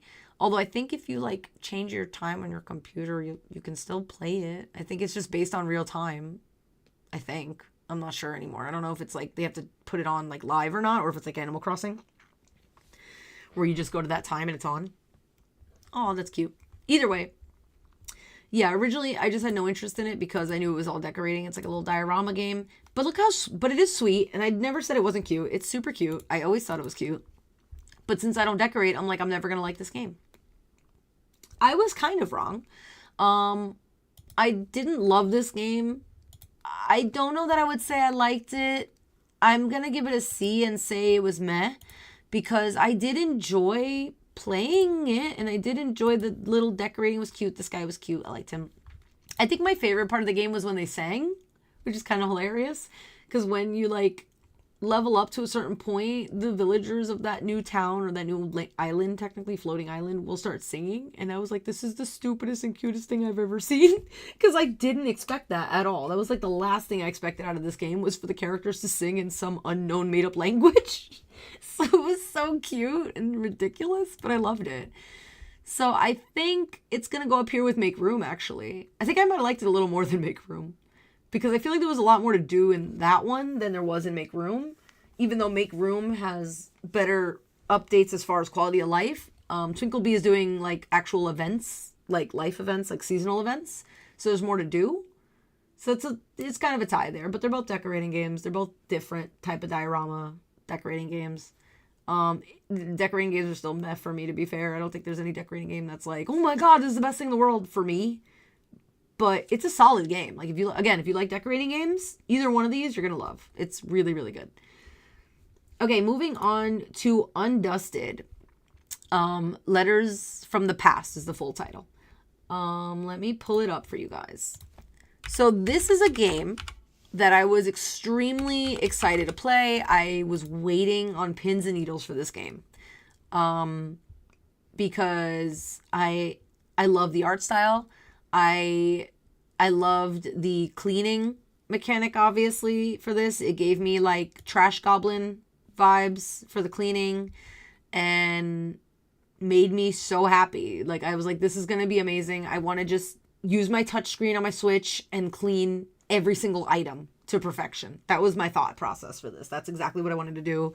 Like, I also have it on Steam, but I did not beat it on Steam. This is 2.6 hours. I beat it on my Switch, which is exactly what I wanted to do in handheld mode. I did play it on Steam Deck as well. It does work on Steam Deck. But I was like, I want to play this on Switch, and I just want to clean, and I want to just enjoy the story, and that was what I wanted to do. And the music was beautiful when you clean. I don't know if it's in the trailer. Let me go back and see while you're cleaning. Is there? Yeah. It's like this sweet little, like, almost like music cleaning box. them. Okay, well, then she starts talking. Bit by bit. But it's like this music box music kind of going in the background, and you hear all the cleaning, ASMR sounds, and it's really good.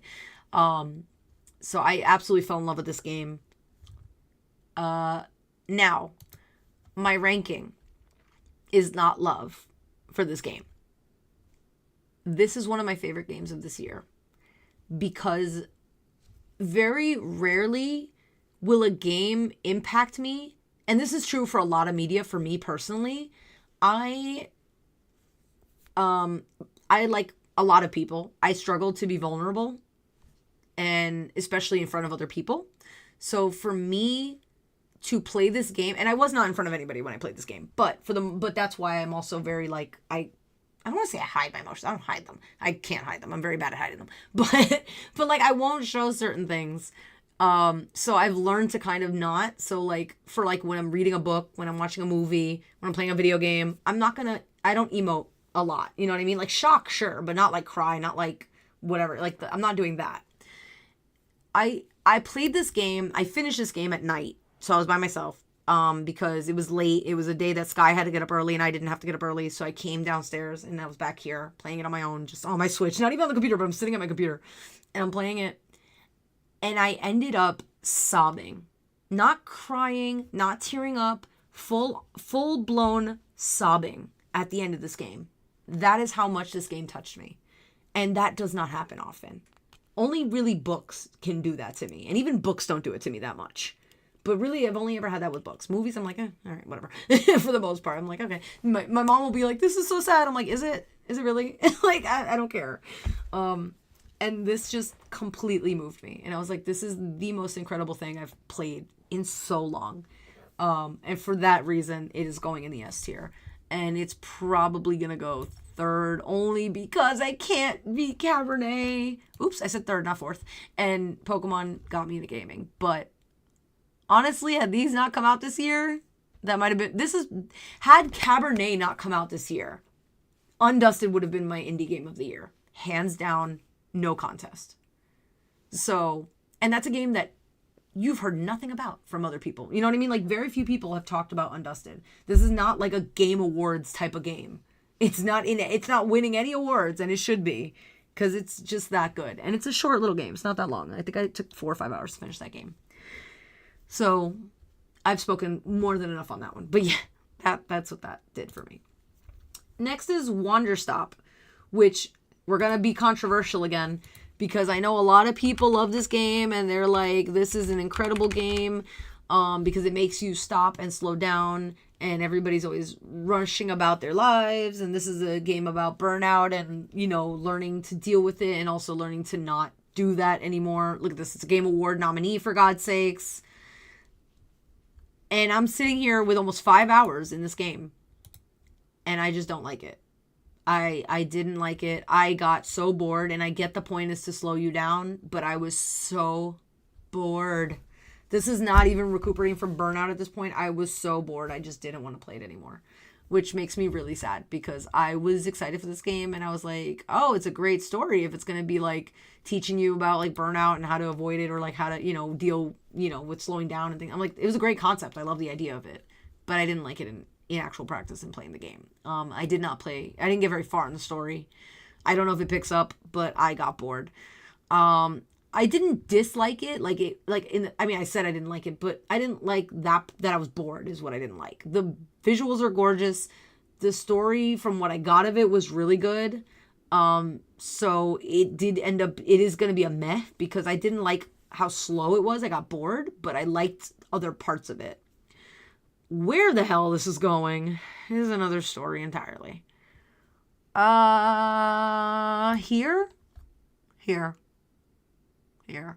Yeah. I like it more than these, but I'd rather decorate than play that again. And that tells you something. It just didn't hit for me. And I'm glad everyone loves it. And I'm glad that it has the accolades it has. Because clearly it did help some people. Because I have friends that rave about this game. So I know it's good. It just wasn't for me. I couldn't get into it. I got really bored. And I got tired of making some of the same tea combinations also. That kind of bored me a little bit. I was like, I want variety. I want to mix it up. And they said no. They said no. So, yeah. Next is While Waiting. While Waiting, ironically, should have bored me because it's a game where you literally have to wait in this game. It's a game about waiting. I'm not kidding. It says wait to get on the carousel. But this game was so much more than just a waiting game.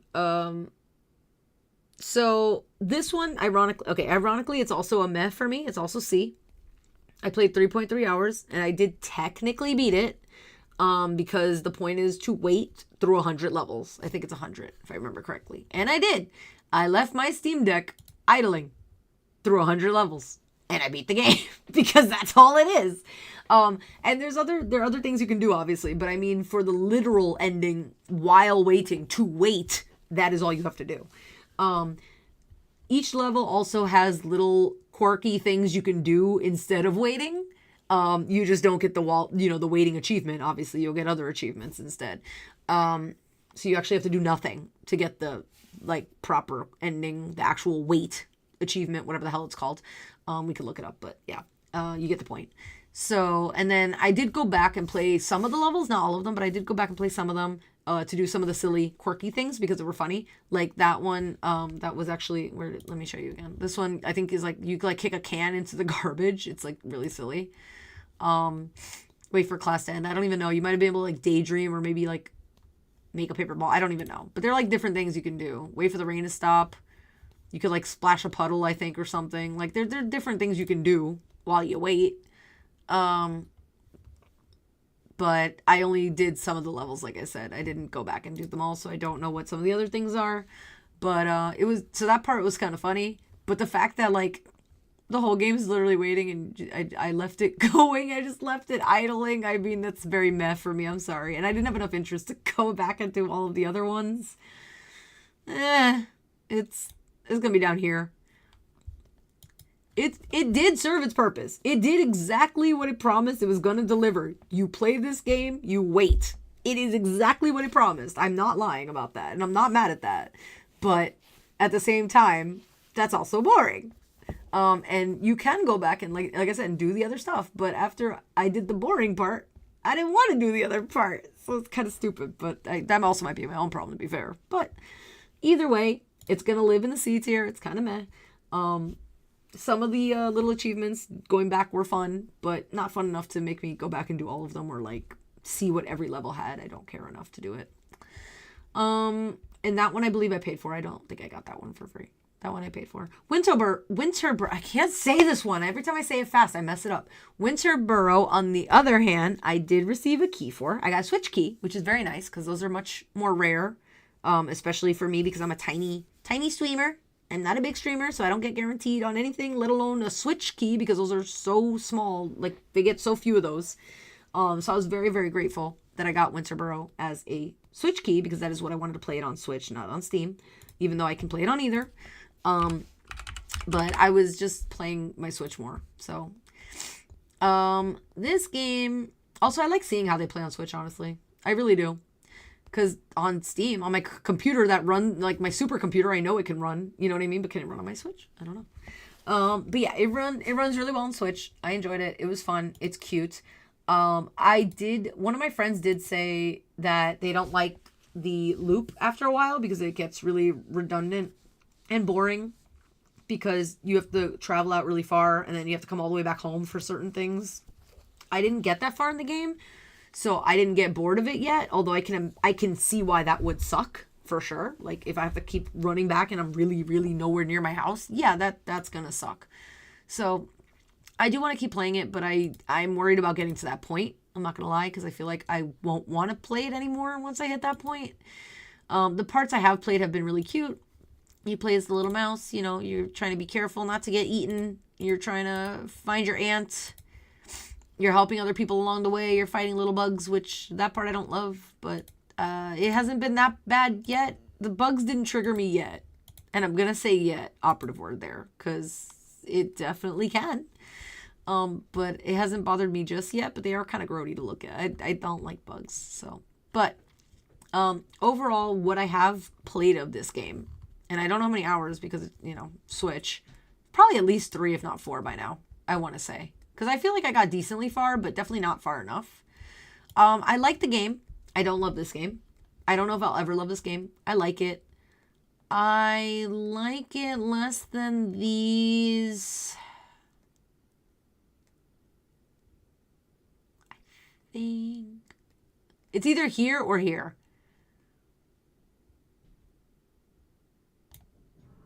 I think I'm more likely to go back and play these again, though, than this one. And I do want to play it, but I don't know. I got to a point where I'm like, I don't know if I want to keep playing it now. And I'm worried about getting to that point, like I said, where it's going to be really boring to go all the way back. And I'm like, do I want to keep playing it or do I want to leave it at, I really like this game and leave it there? So I think that's going to be fine. I think it's there. We have so many B games. My goodness. I like too many games this year. I'm too nice to these games. That's the problem. Okay, next up is the big dating sim of the year. Date Everything. Fully voice acted with some of the most incredible voice actors in the game today. Absolutely crazy. Don't understand how they did that. Well, yes, I do. They called in a lot of favors from their friends is how they did that. It's a lot of fun. It's very spicy. It gets real good. This is an S tier game for me. I want to find fault with it and I can't. Where in S tier is my question.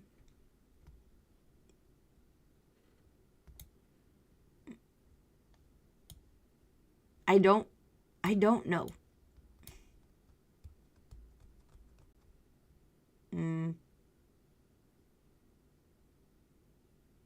I think there. I think it's in the middle. I think it's in the middle. I'm like staring at it like, do I want it there? I think it's in the middle. It's just so weird and it's so cool. I loved it. It's a weird ass concept, I know, but I love that game so much. And I have to finish, I did finish it, but not really. Like I have to do the proper ending for that game. So we'll finish it eventually. Okay, Discounty, one of the biggest freaking cozy games this year. Everybody was dying for this game. Everybody was waiting for this game. A lot of people love this game. Me included, myself included, when I was playing it originally when it first came out, obsessed. Again, had I done this back in August, before I beat the game, this would have been S tier. It would have been S tier. The end of this game absolutely ruined this game for me.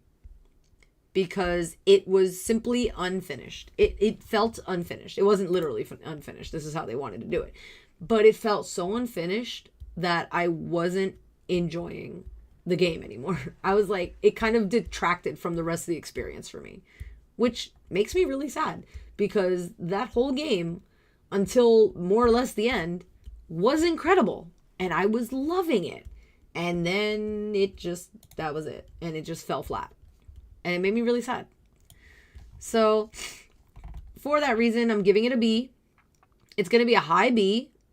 because I liked it a lot. I think it'll go here, honestly. I liked it a lot. But the ending really, really let them down. They really let themselves down with that ending. And they're doing new things and they're adding things, and I know they are, and I'm hoping it will just get better and better. But that was my experience with that. Unfortunately, it just really tanked it for me. Oh boy, here we go. Are you guys ready for this? Expedition 33. Don't kill me. So, I don't know if you guys saw yesterday or not, or if anybody, does anybody watch the Indie Game Awards done by 6-1 Indie? They do the Indie Game Awards. I don't know if you guys saw the news yesterday or not, but when the Indie Game Awards aired, when it was recorded, Expedition 33 won Game of the Year and something else. I can't remember. I think it was Best Visuals. I can't remember which category it was. And since then, Sandfall has admitted to using AI. And it was removed from the game, but they used AI to create parts of the game. And because of the rules that 6-1 Indie has for their game awards, they have since lost their awards. They were taken back. They were given to the runners-up. That bad, if it's not obvious. I already was skeptical, as you guys remember, about this game because everybody was so obsessed with it, and I was like, okay, I'll try it. And I tried it, and I enjoyed it. Don't get me wrong. I liked what I played of it. Look at this nonsense not letting me. Just going to pick a random year. Random ass year. Yeah, that's how old I am, sure. Whatever. And obviously everybody else loves this, obviously. And we all saw it ran away with the Game Awards, with the regular Game Awards. But that left a really bad taste in my mouth. After yesterday. This game was higher on my ranking until yesterday. Because that just didn't sit right with me.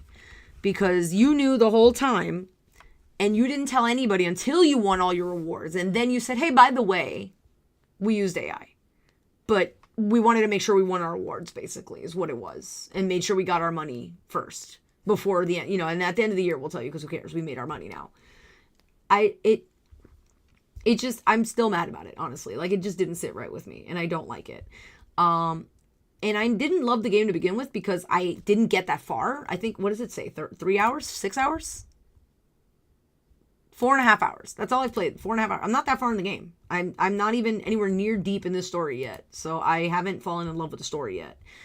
So all I have is everything I've seen and then everything I know. And because of that, I liked what I played. But because of the complete disregard, basically, for people and other the other, developers that didn't lie about things, this is going into C tier now. This is going maybe like it might be the beginning of C tier, but I literally bumped them down a whole rank because I'm pissed about that. They literally just didn't give two shits. They weren't honest, and then they were honest after they won awards. Why bother at that point? Why even tell the truth at that point unless they got caught? So it doesn't sit right with me. So I'm pissed at that. And that's not to say the game isn't good, like the narrative isn't, because this is for the art, like, and it's part of the art. It wasn't even everything, I don't think, or whatever, like that, like it's not in the game, the final game is the point. That's not to say the story is not good. That's not to say the music is not good unless they also use AI for that. I'm not saying it's not good. What I'm saying is that it was just so disrespectful to people that it pissed me off at this point. And I didn't love it to begin with because I didn't get far enough. I only liked it. So, goodbye. Moving on. Yes, it's controversial. No, I don't care. I'm sorry. Like, if the indie game awards could take away their award, I could take away a rank. And I think it's justified. I'm sorry. Okay, Fantasy Life I, the girl who steals time. She stole so much of my time this year, it's not even remotely funny.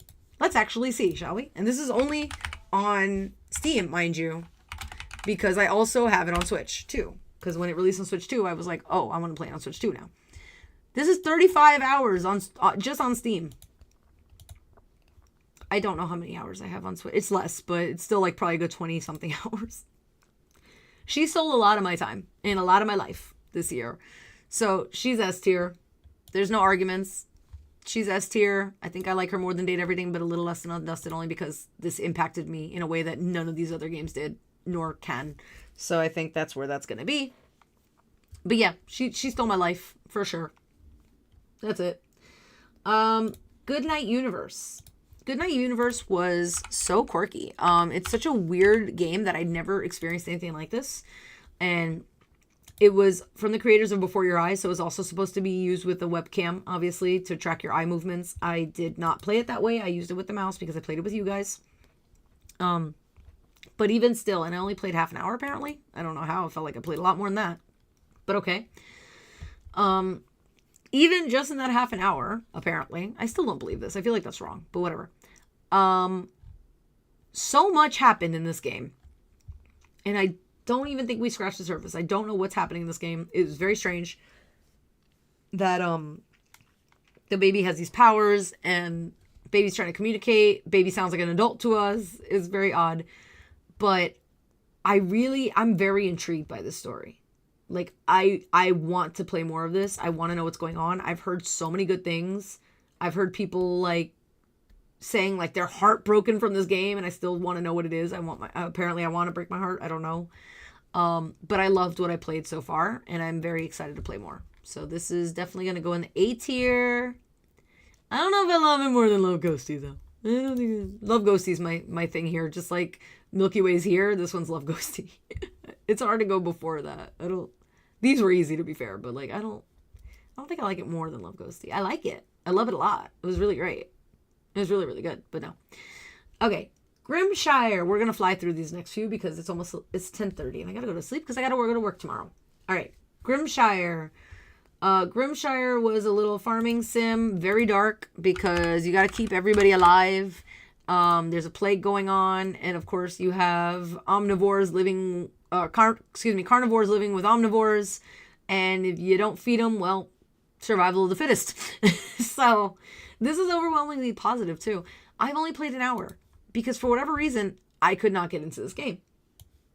I didn't dislike it, so it's not there, but I just couldn't get into the swing of it. I was like, I want to like this. Why can't I continue playing this? What's going on? Oh, I don't even know where to put it. Damn. This is going to be harder. I think it might be like down here somewhere. I think it's like down here. I don't know. I want to play it, but I also don't want to play it. So for me, that's meh, which sucks because I don't understand why I don't want to play it. It's such a cool concept, but I don't know. Is it early access still? Yeah, and it's early access also. So maybe we'll try for 1.0 and we'll try again. Something about it is not clicking with me. And I'm bummed, but it's kind of where we're at, unfortunately. Whereas on the opposite side of the spectrum there, Little Rocket Lab. This one, everyone was playing, and I was so sad. I had some extreme FOMO with this game, let me tell you. Because all my friends were playing this when it came out on Steam, and I wanted to play it. And again, no money is spare. Even though it's $20, I was like, I don't have the money for this right now because too many games I've bought already and played already and whatever. And I'm like, I can't do it right now. I was like, I'm going to have to wait. I'm like, I'll wait for a sale. And I'm sitting here waiting for a sale, dying to play this damn game. And then it comes out on Switch. And then I got a key for Switch. And I'm like, thank you so much because I wanted to play this so bad. And I like it a lot. It is so good.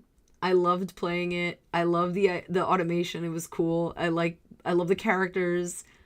I hate the generic farming sim starting quest. Go meet everybody. I still hate that quest. I don't care what game it's in. I hate it. I love how cute it is though, and I love the story. The only, I guess, downside that I kind of wish I had it on Steam now is because it's the controller. Like trying to place things with controllers, such a pain in the ass rather than just using a mouse to place something. And even on Steam Deck, I don't know for sure, but I imagine if you're using it on Steam Deck, is it verified? Yeah, it is verified. I imagine you can use the mouse pad to, place the whatever, the stuff you're building for the automation. So it's such a pain in the ass to do it on Switch. But otherwise, I absolutely love this game. It is so good. I am absolutely hooked on this game. I just want to keep playing this game. That is all. I'm hooked. I love it. Ooh, it's going to go before Love Ghosty. I think it's going to go before Love Ghosty. I think it's going to go before Simon, but after Sopa. I think it's right in here. I love it. It was really great. It made me happy. I enjoyed it a lot. All right. This one another one I kept to myself. I didn't play this one on stream. I paid the big books for this one and then didn't finish it yet. But I will. I plan to. I don't know when. I can say that forever though, to be fair. What is the damn...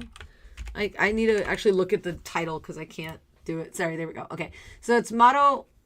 I can't say it right. I might be saying it wrong, but Mato Monogatari, Fia and the Wondrous Academy. So I love little anime games. I love these little like old Rune Factory looking chibi babies. They're amazing and adorable and I love them.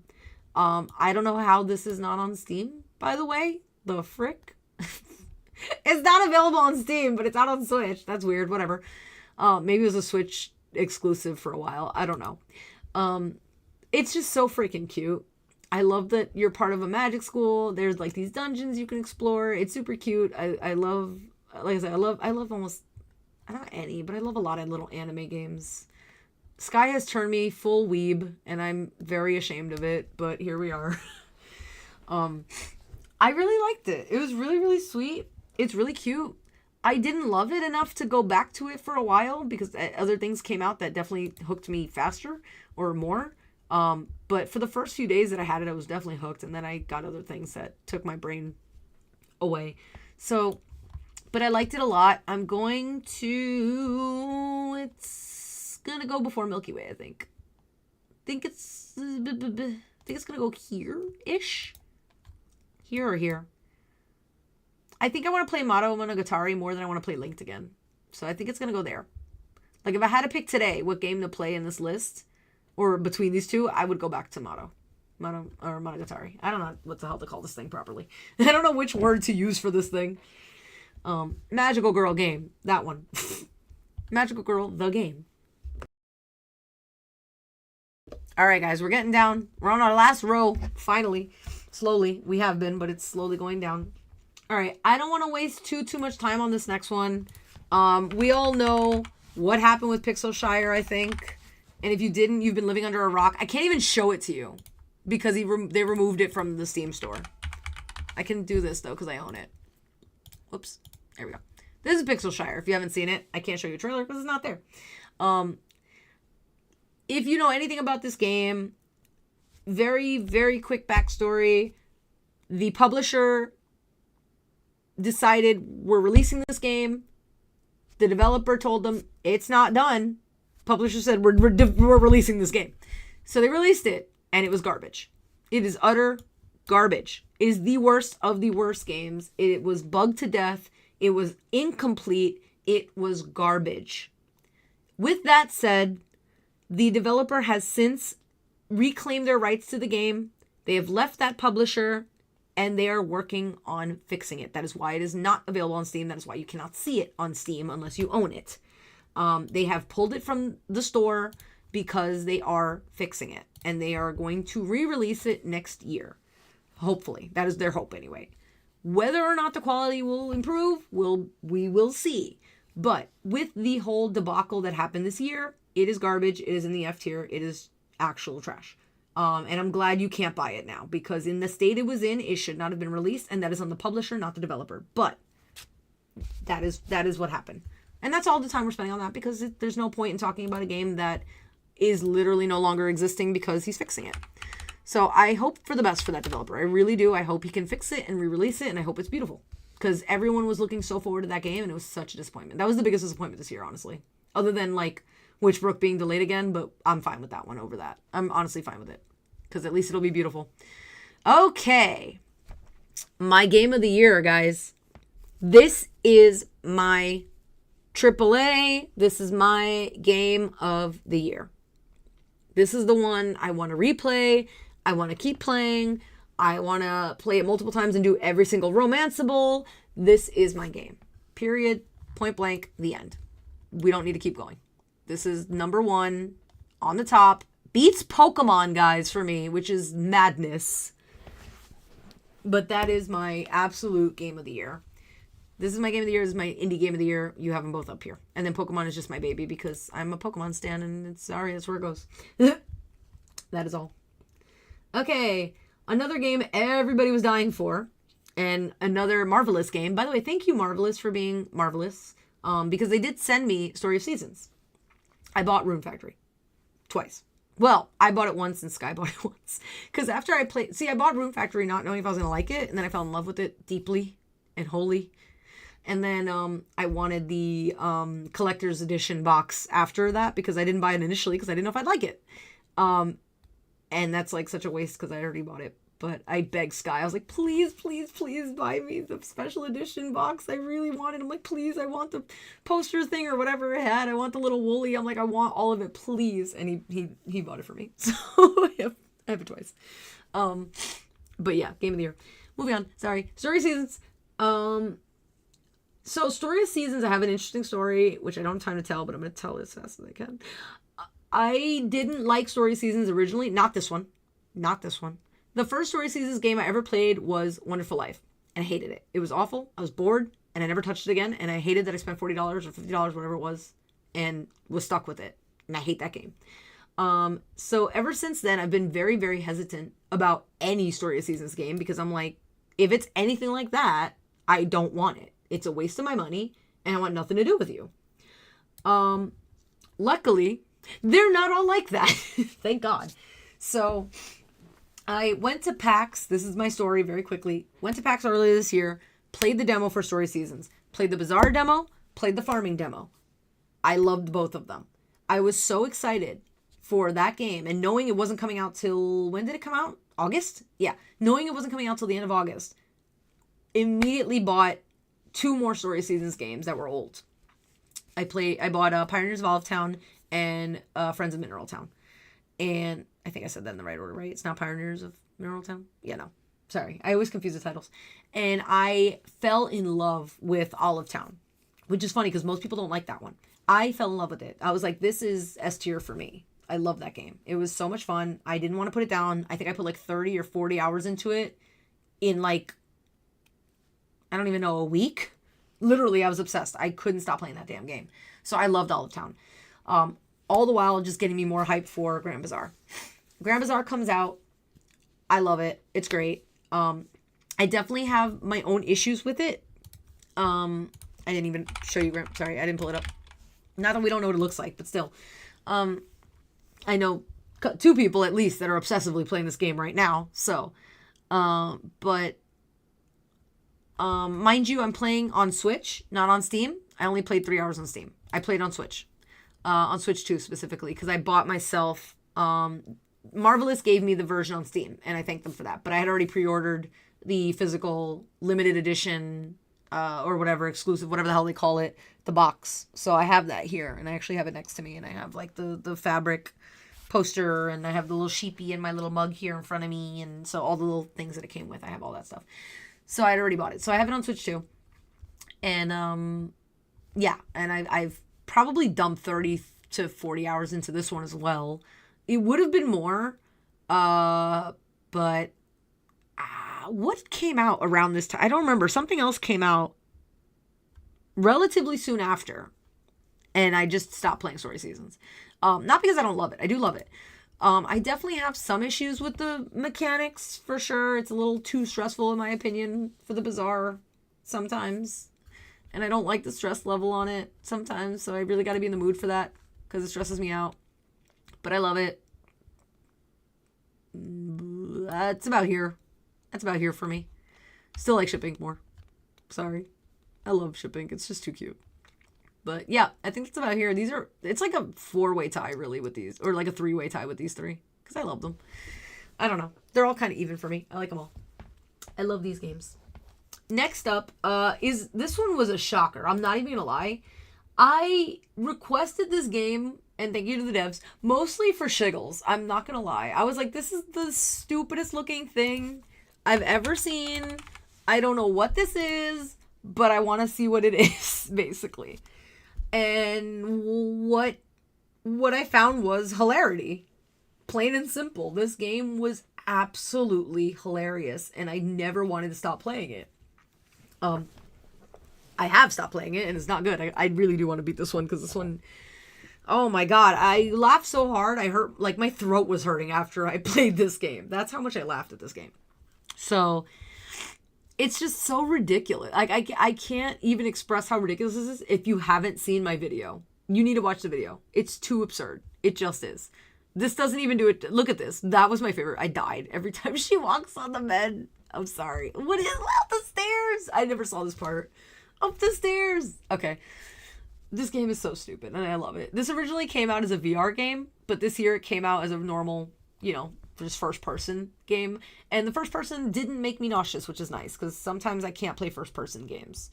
This one I could play and it's great. And it's fully voice acted. It's hilarious. It might be up here somewhere, honestly. I think it's gonna be up here actually, which is, I'm sorry. I'm sorry to everybody who wants to murder me for putting that above story seasons. I'm sorry, but it made me laugh so hard. It was so absurd, and I loved it. I loved every second of it, and I want to play more. And that is it. It's just, I say that's it, but it's so funny, and I just want to keep talking and laughing about it. Anyway, Tamagotchi Plaza. I love my Tamagotchis, guys. I love them. I grew up with Tamagotchi. I don't think this is on Steam. I can't show it to you. I'm pretty sure this is a Switch exclusive. Just making sure, but I'm pretty sure it's a Switch exclusive. Yeah. They have this thing. I don't know what that is. Don't play it. I don't know what that is. Don't play it. If you saw me stream it, it's a bunch of mini games. Essentially what this game is. I did play the original Tamagotchi, like Plaza. I don't remember the title, but something similar to this. So I knew what I was getting when I got it. All the same, with that said, I'm not a child anymore. And it is very childish. I love the nostalgia of it personally. If you don't have the nostalgia for it and you're not a kid, you're not going to like it. This is more of a child's game. I have not played it since. Part of me does want to, again, because I am nostalgic for it. I do like it personally for that reason, because it's Tamagotchi, honestly. And it's just cute. Sometimes I just want cute. But again, this is a very no-think baby cute game. So it is going in the C tier. However, even though it should probably be here with Kato, it's Tamagotchi, so it's going higher. I think I'll put it... I think it's going to go there. Because I feel like I can't put it above Marin's Day, only because I feel like that wouldn't be respectful of this game, because it is retro as well, and it's really good. And this one's really well done. Some of these are not well done. Some of these didn't hit with me. But I feel like this one is just good. So I feel like I can't put it above that, because this one's too babyish. But it's really cute. It's really sweet. I like Tamagotchi Plaza. But, you got to be in the mood for that, because it's just mini games. And it's meaningless mini games. You know what I mean? It's just to, like, rank up the store. You know what I mean? So it's not a great story there. You're not, it's nothing deep. That's for sure. But I like it. It's sweet. All right. But yeah, I can't. Sorry. I keep going back. I'm sorry. Split Fiction. Moving on. Split Fiction. Split Fiction. Again, another game everybody loved this year. Did really well. Not in the Game Awards, but in general, a lot of people liked it. On sale. I do like and appreciate that only one person needs the game. Because otherwise I never would have played this game. Because Sky was sure as shit not buying it. So I bought it. I played it with Sky. We did not beat it. We played it on Switch, so I don't own it on here. But I do appreciate the Friends Pass, that they have that, so you can play with somebody who does own it. I thought this game was a lot of fun. I really enjoyed the time that we did play it. I really want to keep playing this game and beat this game, and you don't understand the struggle I've had trying to get Sky to sit down and play this game. He won't do it. He does not want to play it anymore, but I have nobody else to play with. So I'm sad, because I want to play this game. I want to beat it. I just want to know how this ends, because like everyone says how great it is, and I'm like, well, I want to play it, and then I can't play without somebody else, so it sucks. Do you now see why I like being an only child and playing solo player games? I don't like having to depend on somebody to play a game. So, but I love that we played this co-op. The parts that we did get to play, I loved. I absolutely loved having this game to play with Sky and having a game that was co-op that we could play together. It was so fun, because a lot of the games I play, he doesn't want to play. Apparently now including this one, but beforehand it wasn't including this one. So I really enjoyed my time with this game. We didn't play enough of it. I think we only got like 4 hours in. So it's not even remotely close to being done. But I really enjoyed it. So I like this game. I think I like it about here. I can't put it higher because I really haven't gotten anywhere with it. We haven't played enough. And I don't know if I'll ever get to finish this game now, which sucks. But that's where I'm going to put it. That's where it lives. Okay, Demon School was a game I was super duper excited for. I was hyped, but I was also scared because I don't do tactical RPG games. For a reason, by the way. If you saw that stream, you know why. That is not my forte. Why will it not click? Hello? There we go. I'm like, I want to show you guys. But I remember seeing this. I love the art style. I love the story, or the idea of the story. I don't know the whole story, to be fair. But I love the demons. I love that it was like inspired a little bit by Persona, which of course you guys already know I've been Persona obsessed lately, or this year, really, not lately, but this year in general. Very positive reviews, which is very nice. I just wanted every part of this. There's, LGBT romances in it. There's just romance in general in it. It's a JRPG. I loved it. I was like, this is so cool. But the tactical killed me. And you guys saw me struggle with this game for 2.6 hours. Well, not the whole time. Maybe like an hour. I think like half the time, though, I was struggling, which is not good. But that is my problem. That's player problem that I was struggling with this. So I liked it. At the end of the day, but if you take away the fact that I was struggling with it, I do like this game a lot. And I would love to keep playing it, but I know I'm going to struggle with it. I'm going to test I think there was an easy mode or something. So I'll probably test that out and see if I can beat it on some kind of baby mode maybe, so I can at least play the game, because I really, really was looking forward to this game for so long. And I was so scared the tactical would stop me, and it kind of has, and I'm upset about that. But I like this game a lot. I don't think I can say I like it more than Milky Way because of my struggles. I definitely don't like it more than Nova Hearts because that one's turn-based. Oh, this is hard. I don't know where to put it. I like it. I think I like it here. Because it's definitely higher on my I like you list. But I'm just so sad that I can't do better with it. But I think that's fine. I think that's okay. It's a little higher than middle of the pack. I do like it more than mid. But I'm struggling. I'm struggling.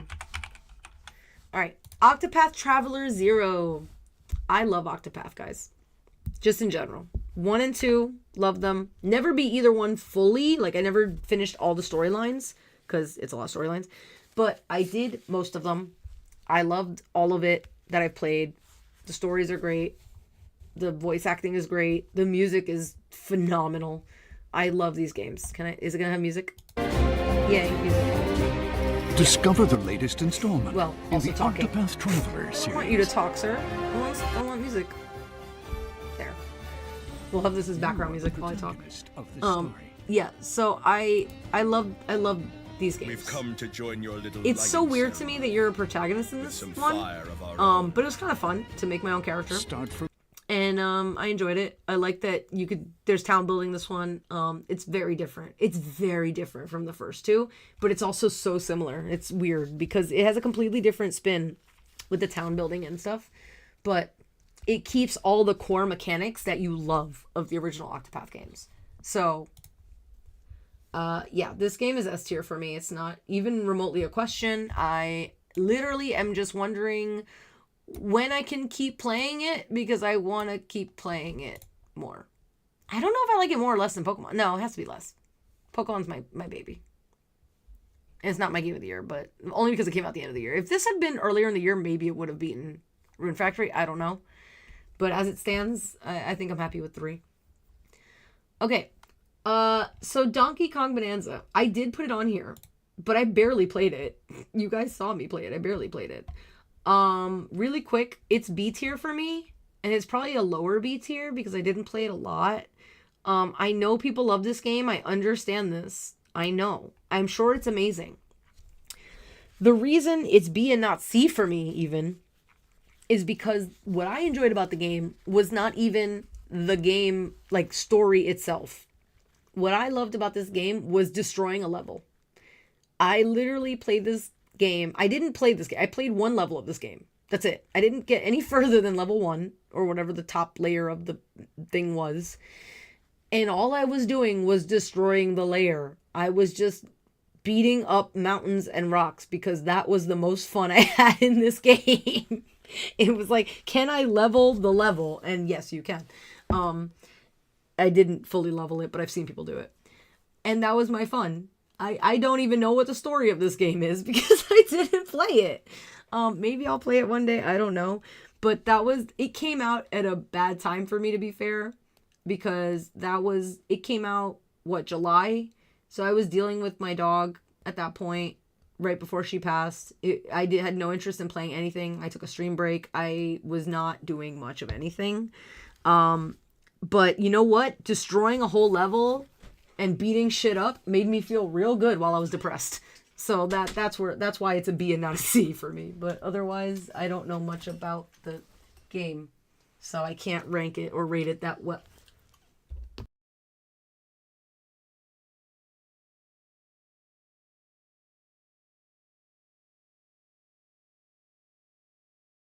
So yeah, I was talking about Donkey Kong Bonanza. Yes. Anyway, okay, so we're on the last 3. Finally, we're almost done. I'm tired. I gotta go to bed. Okay. Kirby and the Forgotten Land Switch 2 Edition. So this is because this is the DLC one. I did get the physical. This is back when, when Switch 2 launched. So obviously the original Kirby and the Forgotten Land came out, 3 years ago? I don't know. How do you not know? You played it. I don't know. Okay, whatever. Not It came off out my a few years ago. A few years ago. I don't know when. I didn't play it.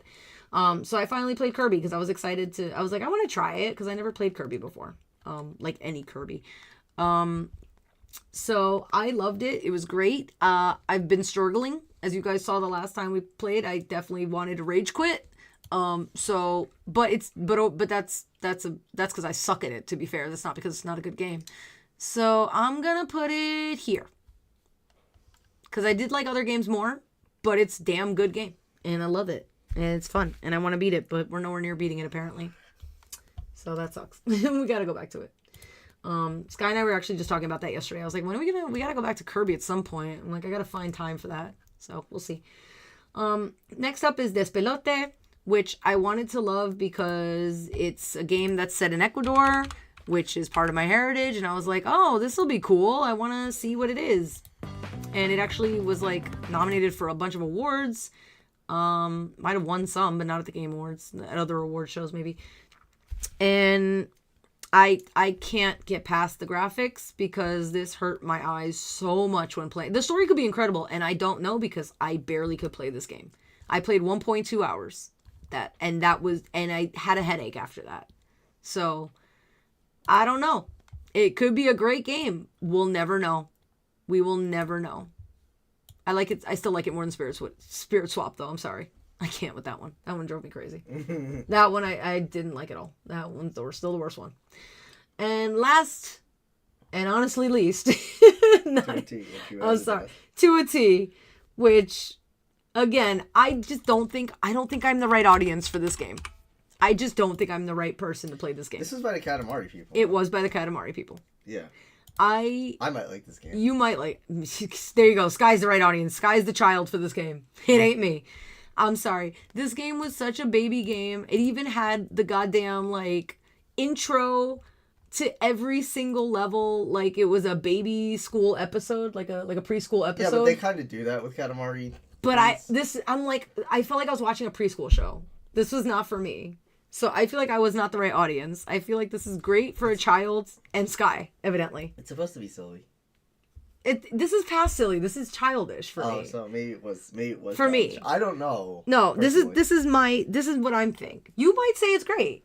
Maybe you would like it. I don't know. For me, this went way into childish territory for me. So I'm like, this would be great. Again, like I said earlier, for Kato, this is the kind of game that I would be like to my 8-year-old, here you go, you should play this. You'll love this. This is a great intro, fun game for you to play. Very simple, very cute, nothing hard, no big words. This is a great little game for little kids, I feel like. And apparently Sky, like I said. Or like he said. But for me, Not for me. Not my game. Still not the worst one, though.